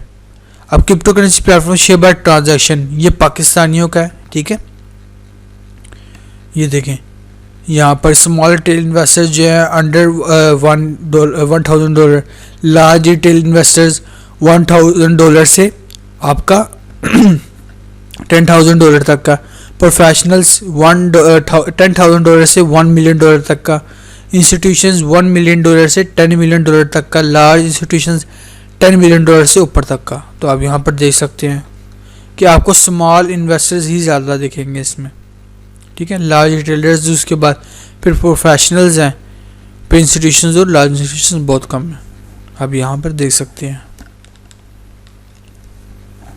उसके बाद अब मेन चीज़ मैं जो दिखाना चाह रहा हूँ आपको जिस चीज़ का मैं लेके जाना चाह रहा हूँ उसमें ये देखें, टॉप क्रिप्टो एक्सचेंजेस जो डाटा है ये मैंने 24 अक्टूबर 2021 का डाटा है। 24 आवर ट्रेडिंग वॉल्यूम जो टॉप की क्रिप्टो एक्सचेंजेस हैं वो ये 4, बाइनांस, OKX, FTX और क्यूकॉइन एक्सचेंज। FTX आपको पता है कि आपका T20 वर्ल्ड कप के अंदर इन्होंने स्पॉन्सर्स किया हुआ था, क्रिकेट वर्ल्ड कप के अंदर, ठीक है। अब 24 आवर वॉल्यूम जो है वो बाइनांस का जो है वो $17.7 बिलियन का है, ठीक है। जो OKX का है वो $5 बिलियन का है, और जो FTX का 1.7 बिलियन डॉलर का है और क्यूकॉइन का 2 बिलियन डॉलर का 24 आवर ट्रेडिंग वॉल्यूम है। ठीक है, इतना बड़ा वो ट्रेडिंग वॉल्यूम है इनका। अब जो चीज़ मैं आपको दिखाना चाह रहा हूँ कि क्यों क्रिप्टो करेंसी पाकिस्तान में ज़रूरी है, क्यों क्रिप्टो एक्सचेंज पाकिस्तान में ज़रूरी है। अब ये जो करेंसीज हैं ये सर्विसेज प्रोवाइड कर रही हैं और इसके बदले वो चार्जेस कलेक्ट करती हैं, परसेंटेज, ट्रेडिंग फीस। ठीक है, अब जो इसका ट्रेडिंग वॉल्यूम है, अब ये जो ट्रेडिंग फीस है जो बाइनांस कलेक्ट करता है वो 0.075% करता है पर ट्रांजैक्शन पर। बाय करो या सेल करो इतनी परसेंटेज आपको देनी पड़ेगी। ठीक है, OKX 0.08, FTX 0.07, क्यूकॉइन 0.09। ठीक है, ये आपको करता है चार्ज। इससे कम भी करता है अगर आपका लेवल ज़्यादा हो, तो अगर आप बहुत ज़्यादा पैसे इन्वेस्ट करो तो आपके जो ट्रांजैक्शन फीस है वो कम हो जाती है, ट्रेडिंग फीस कम हो जाती है। लेकिन ये एक स्मॉल रिटेल इन्वेस्टर्स के लिए, क्योंकि जो स्मॉल रिटेल इन्वेस्टर्स हैं वो ज़्यादा है। ठीक है, मैंने एक ये वैल्यू ले ली। अब अगर हम इन दोनों का देखें तो ये बनती है 13 मिलियन डॉलर जो है वो ट्रेडिंग फीस से ही कमा लेता है बाइनांस, और जो OKX है वो 4 मिलियन डॉलर सिर्फ रोज़ाना ट्रेडिंग फीस से ही कमा लेता है। और अगर आप FTX की बात करें तो वो 1.2 मिलियन डॉलर सिर्फ ट्रेडिंग फीस से कमा लेता है। और अगर हम क्यूकॉइन की बात करें 1.8 मिलियन डॉलर सिर्फ ट्रेडिंग फीस से ही कमा लेता है, रोज़ाना की बात कर रहा हूँ। ठीक है, और टोटल एक्सचेंजेस का जो ट्रेडिंग वॉल्यूम है वो 80 बिलियन डॉलर का है। ठीक है, 80 बिलियन डॉलर का। अगर हम एक रफ सी फिगर लें 0.08 की, ठीक है, 0.08% की पर ट्रांजैक्शन, सेल करो या बाय करो, ट्रांजैक्शन फीस जो है वो 0.08 आएगी पर डे की, वो ये फिगर बनती है। आप 64 मिलियन डॉलर बनती है आपकी, ये देख सकते हैं आप। डाटा जो है वो CoinGecko से लिया गया है। ठीक है, अब ये देख सकते हैं कितनी ज़्यादा वो कमाई कर रहे हैं। ये सिर्फ मैंने ट्रेडिंग फीस से बताया, इसके अलावा जो ICO करते हैं वो अलग, कॉइन लिस्टिंग के जो चार्जेस लेते हैं वो अलग, वो कभी कभी चीज़ होनी होती है, लेकिन जो रोज़ाना हो रही होती है वो ट्रेडिंग फीस से हो रही, कट रहे होते हैं पैसे। ठीक है, अब पर जो बंदा होता है, वो जो पर्सन होता है वो एक से ज़्यादा ट्रांजैक्शन भी करता है दिन की, तो ये कितनी कमा लेते हैं। अब मैं बताना चाह रहा हूँ जो इंडिया की एक्सचेंजेस हैं, इंडिया की टॉप की जो 4 एक्सचेंजेस हैं, वजीरेक्स, CoinDCX, Zapay, BitBNS। ठीक है, अब जो वजीरेक्स का 24 आवर वॉल्यूम है वो है 1.52 मिलियन डॉलर का। ठीक है, और जो CoinDCX का 51 मिलियन डॉलर,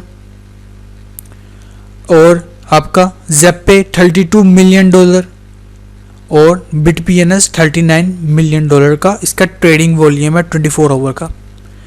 अब जो वजीरेक्स है वो 0.2% चार्ज करता है, और जो CoinDCX है 0.15, Zapay 0.4, BitBNS आपका 1.5% चार्ज करता है। अब इससे ये देखिए कमाते कितना है। जो वजीरेक्स एक्सचेंज है वो ये इतने वॉल्यूम से, इतनी ट्रेडिंग फीस से 3,04,212 डॉलर की फॉर्म में बात कर रहा हूँ कमा लेता है। ऐसे CoinDCX 76,000 डॉलर कमा लेता है रोज़ाना का। आपका Zapay 1,30,000 रोज़ाना का कमा लेता है। आपका BitBNS 59,000 डॉलर रोज़ाना की इसकी अर्निंग है, सिर्फ ट्रेडिंग फीस से है, पर ट्रेडिंग फीस, पर ट्रेड। ठीक है, कुछ लोग ज़्यादा ट्रेडिंग भी करते हैं। ठीक है, ये पर ट्रेड का मैं आपको बता रहा हूँ। और टोटल एक्सचेंजेस वॉल्यूम जो है वो सारी एक्सचेंजेस का वो है 275 मिलियन डॉलर। ठीक है, और इसमें जो इंडियन एक्सचेंजेस जो रोज़ाना कमा रही है ना, इंडियन एक्सचेंजेस से जो रोज़ाना का रेवेन्यू आ रहा है वो 5,71,305 डॉलर आ रहा है। ठीक है, इतना वो रेवेन्यू कमा रही हैं। अगर हम पाकिस्तान की खुद की एक्सचेंज लें तो वो कितना कमा सकती है, आप ये देखें। अब उसके बाद आए टॉप 10 पब्लिकली लिस्टेड, सिर्फ पब्लिकली की बात कर रहा हूँ, वो नहीं जो अननोन है, वो नहीं, publicly in the world holding. Micro strategy, ठीक है, इसके पास जो 1,14,042 बिटकॉइन है जो बनते हैं 3.160 बिलियन डॉलर के, ठीक है। और उनकी करंट वैल्यू परचेजिंग, इन्होंने परचेज कितने के किए थे, 3.1 बिलियन डॉलर के।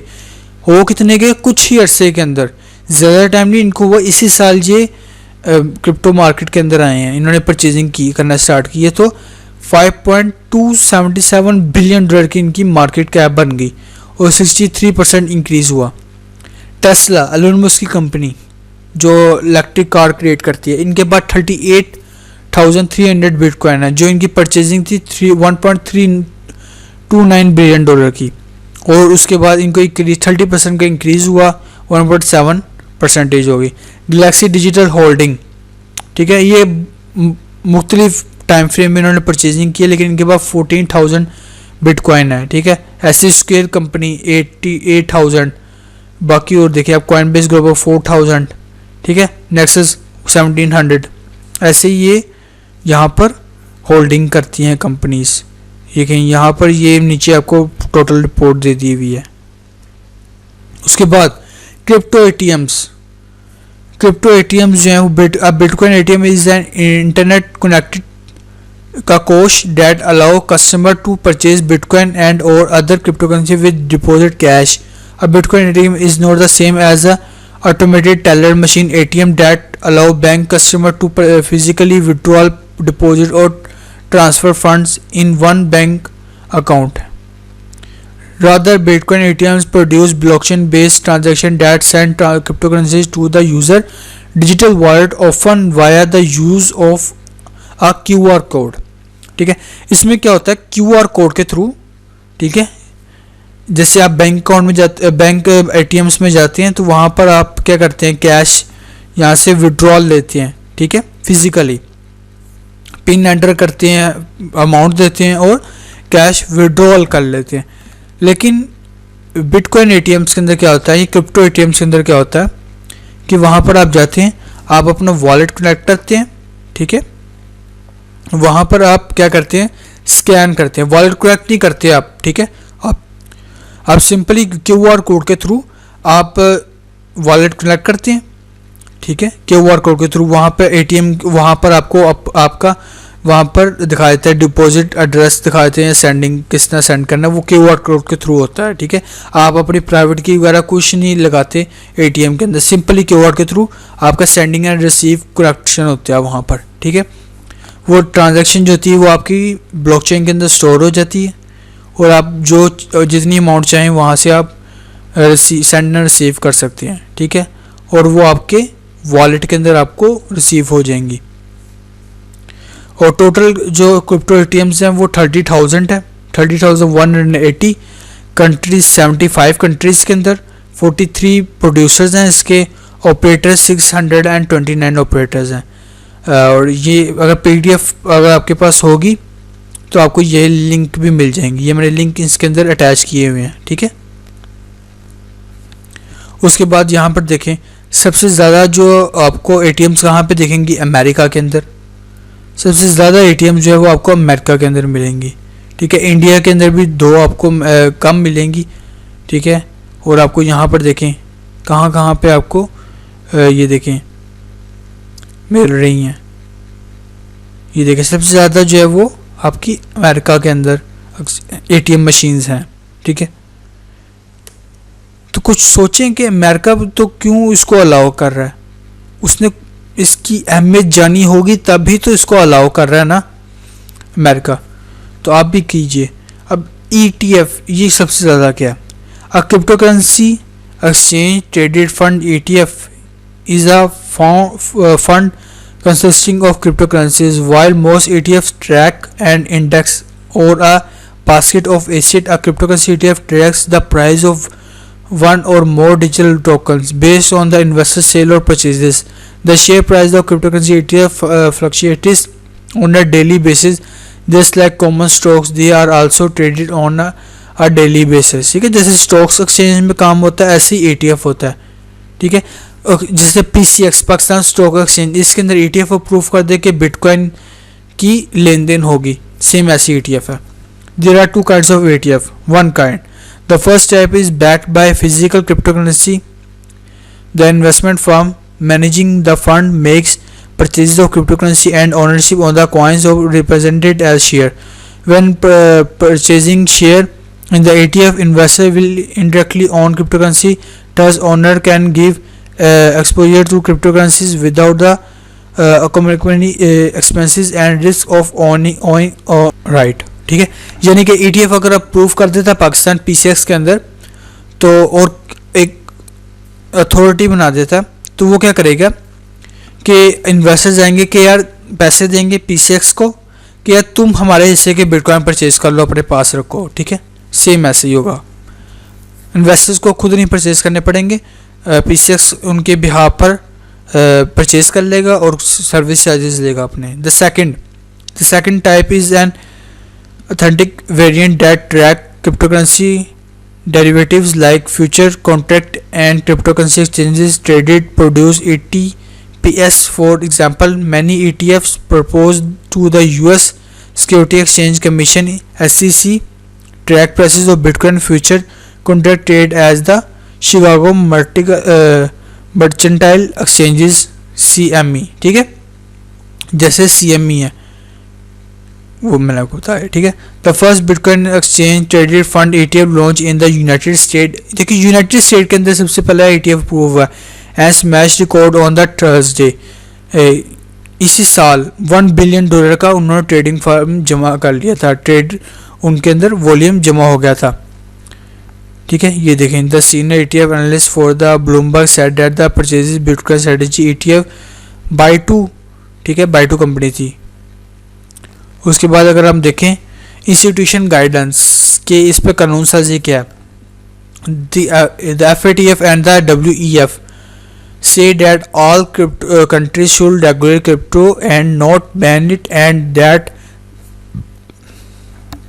the FATF should treat cryptocurrency exchanges like banks। अब ये मैंने FATF है और ये आप देख रहे हैं, ये मैंने डिटेल दी हुई है, आप यहाँ पे क्लिक करके डिटेल चेक कर सकते हैं। ठीक है, FATF और WEF क्या कहते हैं कि आप क्रिप्टो को बैन न करें, इसको रेगुलेट करें, और जो एक्सचेंजेस हैं FATF कहते हैं जो एक्सचेंजेस हैं उसको लाइक अ बैंक ट्रीट करें। ठीक है, उसके बाद क्रिप्टो इन फिलीपींस, जो फिलिपाइन है ये जो है in the Southeast Asia country that is on the FATF grey list and ranks 15 in the 2021 Global Crypto Adoption Index Top 20। यानी जो फिलीपींस है, फिलिपाइन है, ये FATF की ग्रे लिस्ट के अंदर शामिल है, जैसे पाकिस्तान शामिल है ये भी शामिल है। ठीक है, और 15 रैंक है इसका, लेकिन ये 15 रैंक है ग्लोबल क्रिप्टो अडोप्शन के अंदर, देख सकते हैं। ठीक है, guideline for virtual cryptocurrency exchanges section 4512 guideline for virtual cryptocurrency exchange. ठीक है, ये देखें, ये फिलीपींस ने क्या है कि हम इसको इंडोर्स नहीं करेंगे वर्चुअल करेंसीज को, लेकिन हम इस पर रेगुलेशन लाएंगे, इसको as a payment and remittance हम इसको तस्वुर करेंगे। ठीक है, इस पर anti money laundering and CFT consumer protection and financial instability के इस पे सारे कानून नाफिज करेंगे। ठीक है, ये इस पे तफसील से आप जानना चाहें तो यहाँ पर जाके आप तफसील कर समझ सकते हैं इसकी, लेकिन फिलीपींस भी कह रहा है कि हम इसको बैन नहीं कर सकते, लेकिन हम इस पर रेगुलेशन लाएंगे और इसको हम ट्रीट करेंगे रेमिटेंस और पेमेंट सिस्टम के थ्रू, पेमेंट सिस्टम की जैसे। उसके बाद कंट्रीज़ देखें, इसके बाद क्यूबा ने अगस्त 26 2021 क्यूबा गवर्नमेंट ने पब्लिश किया revolution 215/2021 issued by it's central bank establish guideline, इन्होंने गाइडलाइन जारी की। ठीक है, फुल डिटेल है इसकी, आप यहाँ पे देख सकते हैं।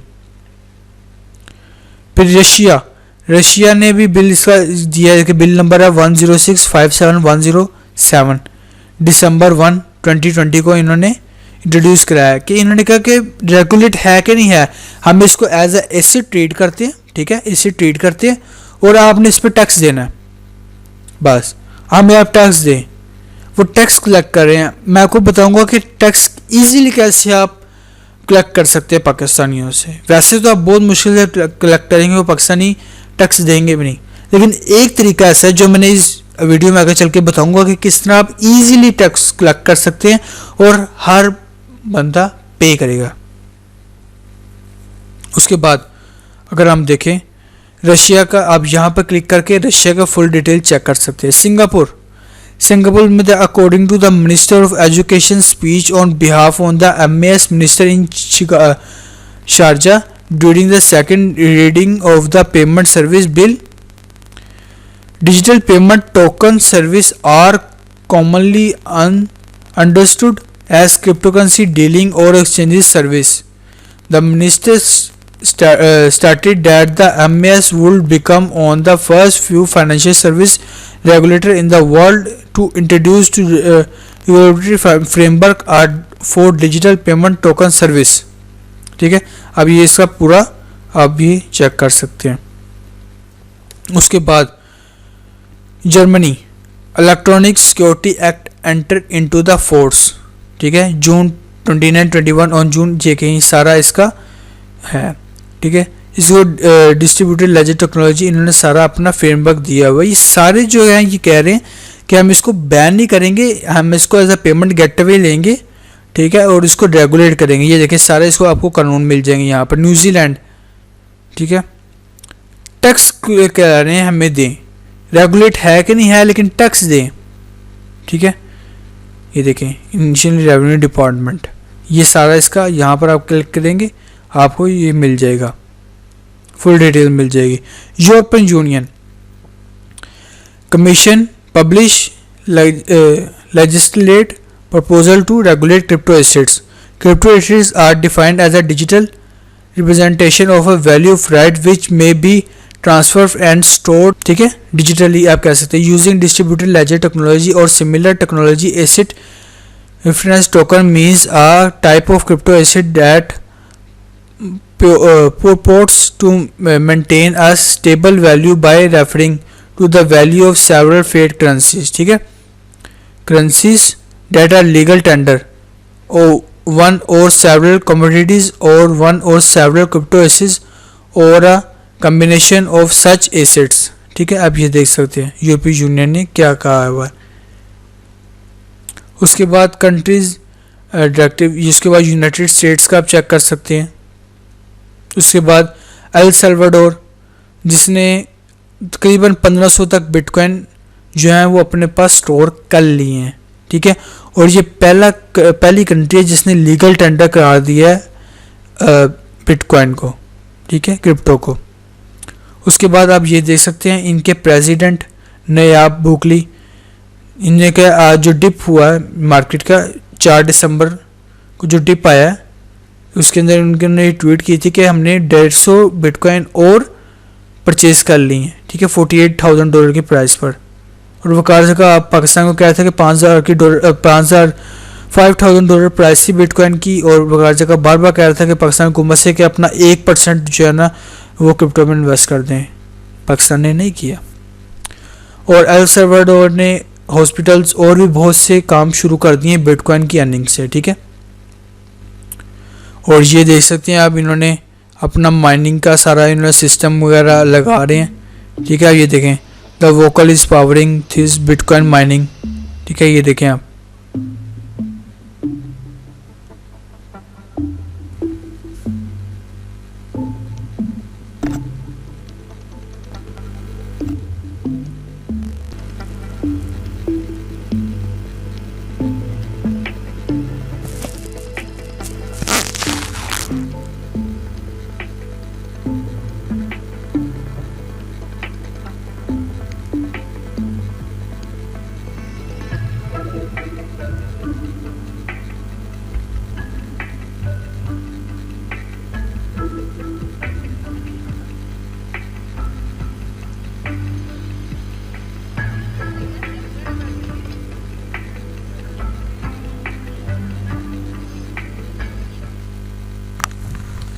ये देख सकते हैं आप। ठीक है, अब उसके बाद अगर हम देखें पाकिस्तान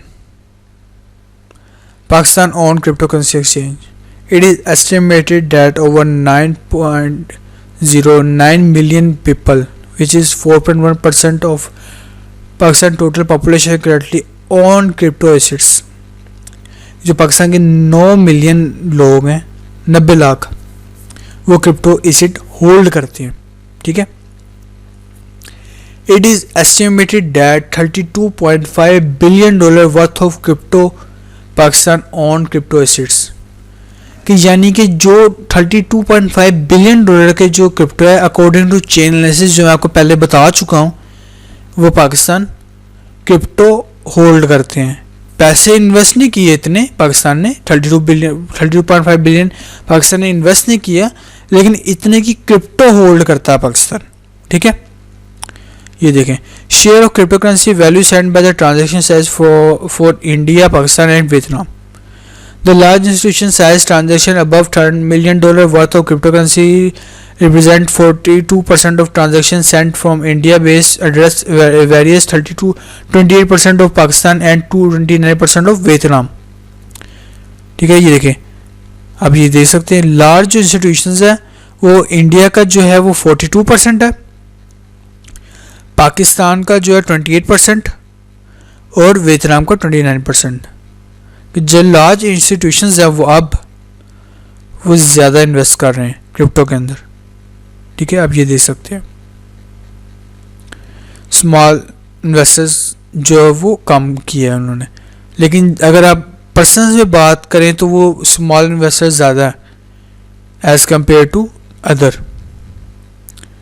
ठीक है। अब अगर बात करें Pakistan own crypto currency exchange, as you know 9 million people in Pakistan are involved in crypto and Pakistan have 32.5 billion worth of crypto assets. People in Pakistan use other countries platform to store, trade, transact and make money in crypto. And if Pakistan build its own crypto platform, it will only benefit Pakistan, so that the people of Pakistan work on the platform of another company instead. They will work on the platform of their own country, which will increase the capital of Pakistan, the capital of country, and capital from other countries will also come to Pakistan, which will give Pakistan a very good annual profit.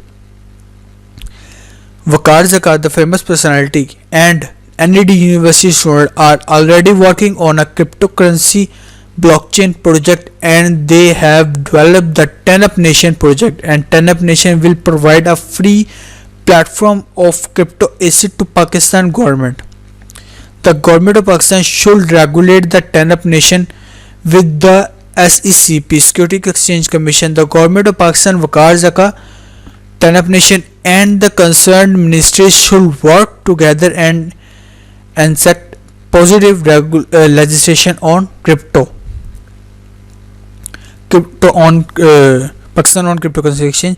If the government of Pakistan accept Waqar Zakat offer that Waqar Zakat will provide free of cost crypto platform to Pakistan, then it will only benefit Pakistan. The Pakistani government will not have to pay any kind of investment into creating the crypto trading platform. Waqar Zakat and his team have already developed crypto exchange. Government of Pakistan must be registered to register the 10up exchange in the SECP, ठीक है। सिर्फ SECP ने 10up exchange को जो Pakistan government है उसने 10up exchange को SECP के अंदर रजिस्टर करना है, ठीक है, जो एक बहुत अच्छी चीज़ है। 10up exchange आपको टैक्स देगी, वो मैं आगे जाके टैक्स का आपको पूरा बताता हूँ स्टैंड, ये बहुत अच्छा है, मैंने बनाया, ठीक है। तो इसमें से फ़ायदा जो है वो पाकिस्तान का ही होगा, ठीक है। जो क्रिप्टो एक्सचेंज है वो कोई गवर्नमेंट ऑन ना करे, गवर्नमेंट उसको रन ना करे, करप्शन के इसमें चांसेस बन जाएंगे। उसको एक प्राइवेट एंटिटी ही, उसको प्राइवेट पर्सन ही उसको रन करें तो वो ही बेहतर है, ठीक है। बस टैक्स पाकिस्तानी जो गवर्नमेंट है वो टैक्स कलेक्ट किया करे बस पाकिस्तान, और उस पर चेक एंड बैलेंस रखा करे, उसकी ऑडिटिंग किया करे, वो उसके अलावा और कोई नहीं। जो 10up एक्सचेंज आ रही है उसके अंदर क्या होगा, आहिस्ता आहिस्ता टोटली जो टर्नअप एक्सचेंज है उसके अंदर क्या हो, spot trading will be active, सिर्फ स्पॉट ट्रेडिंग हो। Every one must identify themselves, यानी KYC लाजमी हो, ठीक है। जो FATF का भी रूल है कि KYC आपने लाजमी करनी है, किस पर्सन को, जो भी पर्सन अकाउंट क्रिएट कर रहा है वो अपनी KYC लाजमी करे। Turnup exchange PKR fiat deposit and withdrawal option through Pakistan banks will be available, कि टर्नअप एक्सचेंज के अंदर PKR का ऑप्शन हो, जिससे पाकिस्तान जो पाकिस्तानी है वो bitcoin to PKR easily trade कर सकें, ठीक है। In turnup exchange PKR fair spot trading pair will be available, ठीक है, जो मैं आपको बता चुका हूँ। PKR का जो फंक्शन है वो हो वो बैंक सपोर्टेड करें कि टर्नअप एक्सचेंज के अंदर आप PKR भी डिपॉजिट एंड विड्रॉल कर सकते हैं बैंक के थ्रू। अब जो बैंक जो कहती है ना कि अगर क्रिप्टो पाकिस्तान में आ गए तो हमें नुकसान होगा, तो मैं इस पर भी मैं वीडियो ऑलरेडी बना चुका हूँ अपने एक्सचेंज अपने यूट्यूब चैनल पर, हाँ वो लाजमी देखिएगा, ठीक है। आपको आप जब बैंक पे क्लिक करेंगे ना, ये बैंक वर्ड है, इस पर जब क्लिक करेंगे तो आप उस वीडियो पे पहुंच जाएंगे। यहाँ पर बैंक और KYC से ये होगा कि जब भी कोई भी टर्नअप एक्सचेंज के अंदर अपना अकाउंट रजिस्टर कराएगा, सबसे पहले उसको अपनी ID वेरिफिकेशन करनी पड़ेगी, अपनी फेस वेरिफिकेशन करनी पड़ेगी, अपनी एड्रेस वेरिफिकेशन करनी पड़ेगी KYC के अंदर, और साथ अगर उसने जब डिपॉजिट कराने तो बैंक के थ्रू ही कराने, जब उसने विड्रॉल कराने पाकिस्तान में तो उन्हें बैंक के थ्रू ही कराने।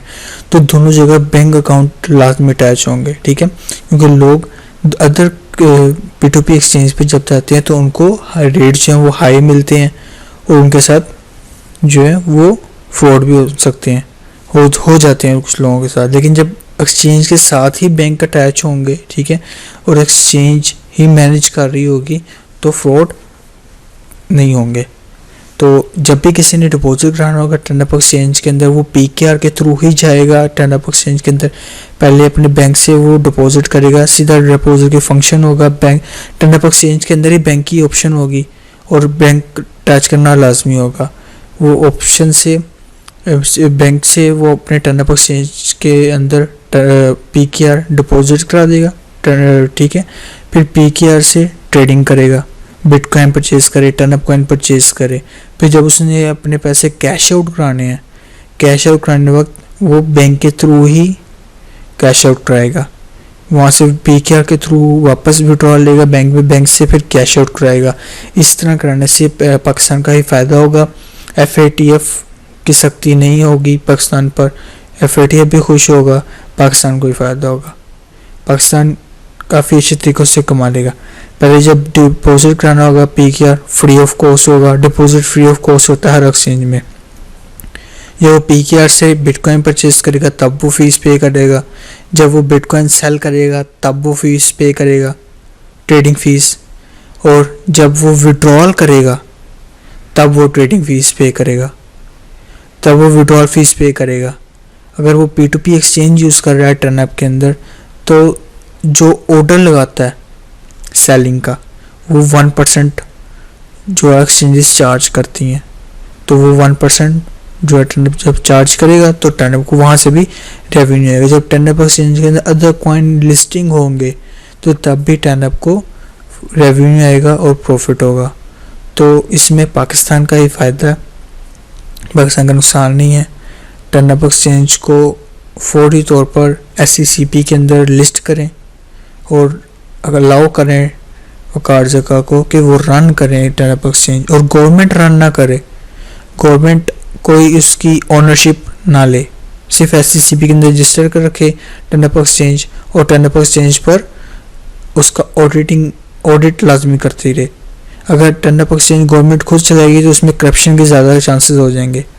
अगर करप्शन फ्री रखना है, अगर हर मामला से दूर रखना है गवर्नमेंट को, तो गवर्नमेंट को चाहिए कि प्राइवेट पर्सन के हाथ से ही चल रहा है टर्नअप एक्सचेंज, वकार जगह बेस्ट है, वो खुद ही ऑपरेट करेंगे।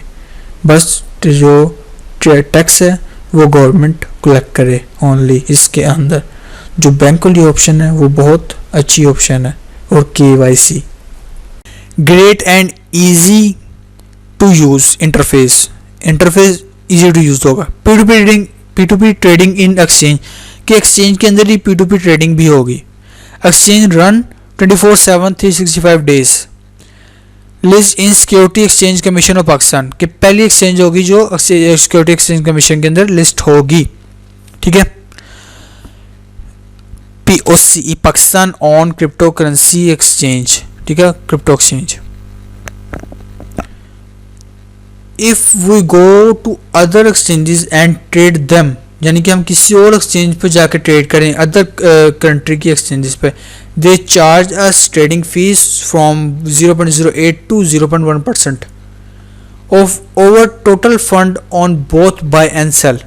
तो बाय और सेल दोनों पर ही 0.1 या 0.08% चार्ज होता है। From which they make a good profit if the TANAP exchange also charges a trading fee of 0.1%, कि TANAP exchange को भी बहुत अच्छा प्रॉफिट हो अगर 0.1% की ट्रेडिंग फीस TANAP exchange लगाए।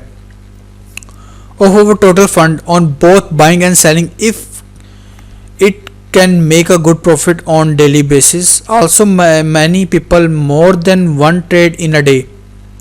Exchanges also earn from withdrawal fees, P2P trading fee, staking fee, and IO fee, and coin listing fee. For example, if initially on daily basis $10 million worth of cryptocurrency trading start on TANAP exchange and charge 0.1% of the fee charge on each transaction, तो daily के हम $10 million पर $10,000 earn करेंगे daily के। Monthly हम $3 lakh, yearly हम 3, ठीक है, जो आपका ईयरली होगा वो हम इतने अर्न करेंगे। ठीक है, $3.6 million हम ईयरली अर्न करेंगे। इसी मैंने $10 million का बताया, लेकिन इससे ज़्यादा की अर्निंग होगी। ठीक है, ये सिर्फ पर डे ट्रेड का बताया, एक ट्रेड का। उसके बाद कलेक्ट टैक्स, सबसे बड़ी जो जिस पर गवर्नमेंट सोच रही है कि टैक्स कैसे कलेक्ट किया जाए इससे, तो मैं आपको बता रहा हूँ। ये देखें, if the Pakistani government demands annual, quarterly और monthly taxes from crypto traders, कि पाकिस्तानी जो गवर्नमेंट है सालाना, मंथली या 6 मंथ का जो होता है वो टाइम पीरियड, क्वार्टरली, अगर वो टैक्स कलेक्ट करेगी तो Pakistan will suffer Pakistan loss उठाएगी, मुश्किल में आ जाएगी, because people will not be able to pay so many taxes at once, so it is necessary. Pakistani जो ट्रेडर्स हैं वो एक साथ ज़्यादा टैक्स नहीं पे कर सकते। ठीक है, और पाकिस्तानी गवर्नमेंट टैक्स कलेक्ट नहीं कर सकती। फिर से वही जो आम तौर पर जो परेशानियां होती हैं पाकिस्तानी गवर्नमेंट को टैक्स कलेक्ट करने में, वो होंगी।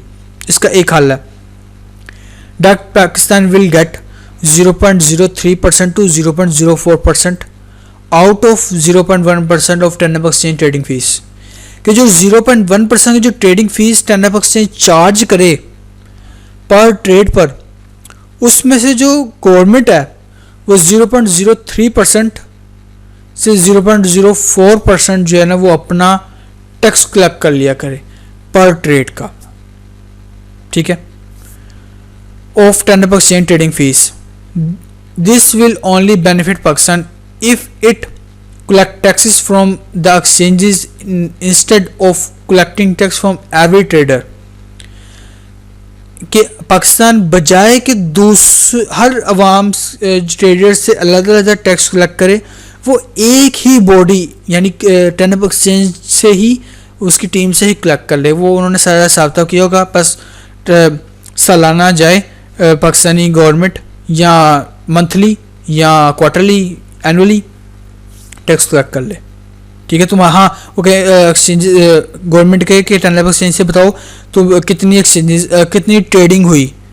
ठीक है, टोटल कितनी ट्रेडिंग हुई, कितनी ट्रेड्स हुई, उस हिसाब से वो टैक्स कलेक्ट कर ले 0.4 या 0.3% के हिसाब से। ठीक है, पर ट्रेड के हिसाब से।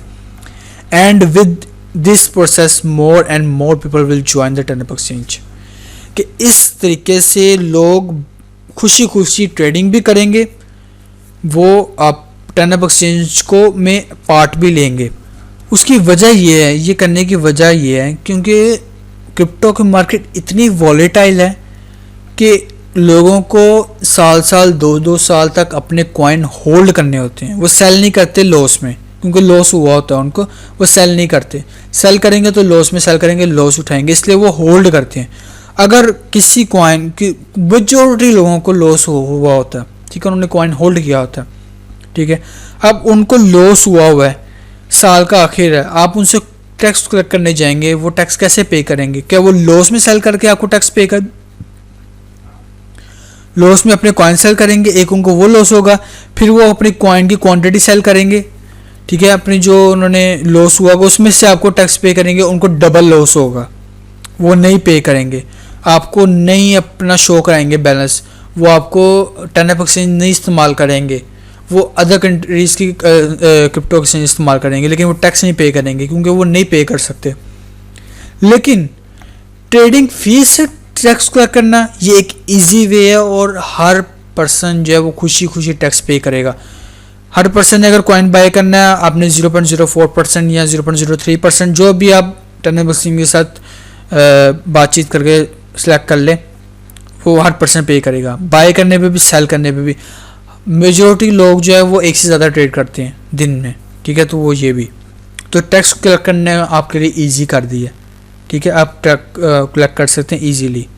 0.1% ट्रेडिंग फीस इसलिए सजेस्ट की गई है क्योंकि जितनी भी इंटरनेशनल एक्सचेंजेस हैं वो 0.1% से ट्रेडिंग फीस चार्ज करती है। कोई 0.08%, कोई 0.075%, कोई 0.05%, 6%, जैसा कि मैं आपको पहले दिखा चुका हूँ जितनी भी इंटरनेशनल एक्सचेंजेस हैं।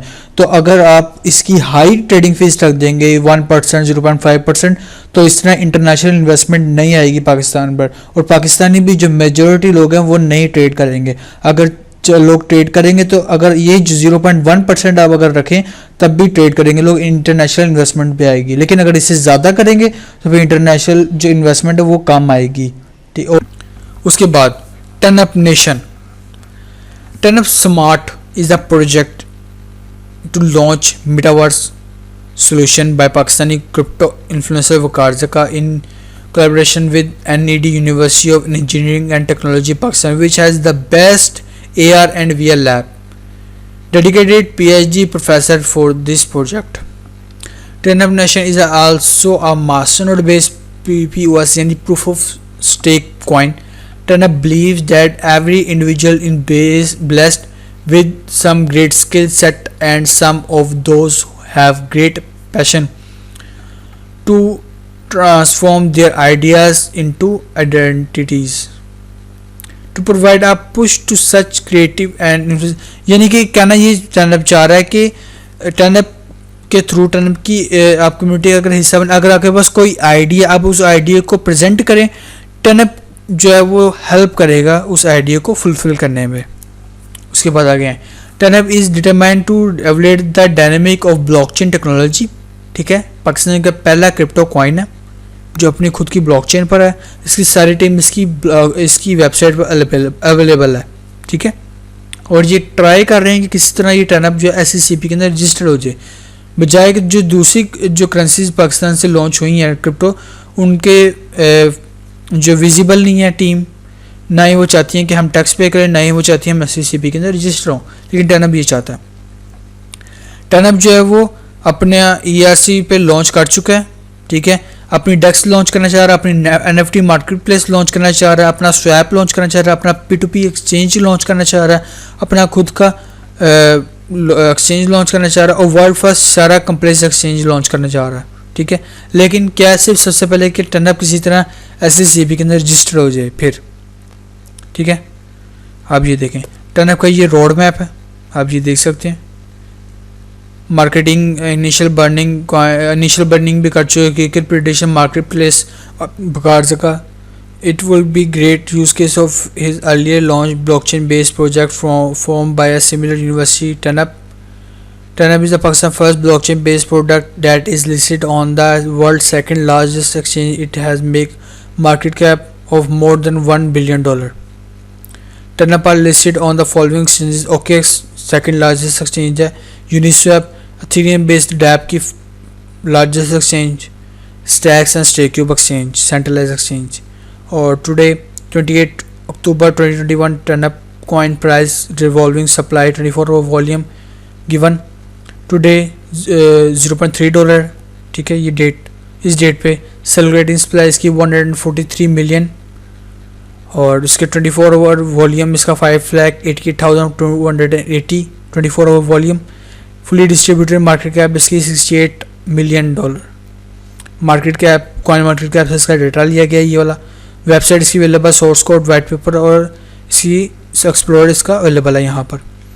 और हम अगर लास्ट पे चलें, और ये मैंने गवर्नमेंट से रिक्वेस्ट है मेरी कि whenever there is a new invention in the world they search for it and take advantage for it, check its pros and cons and legislate on it.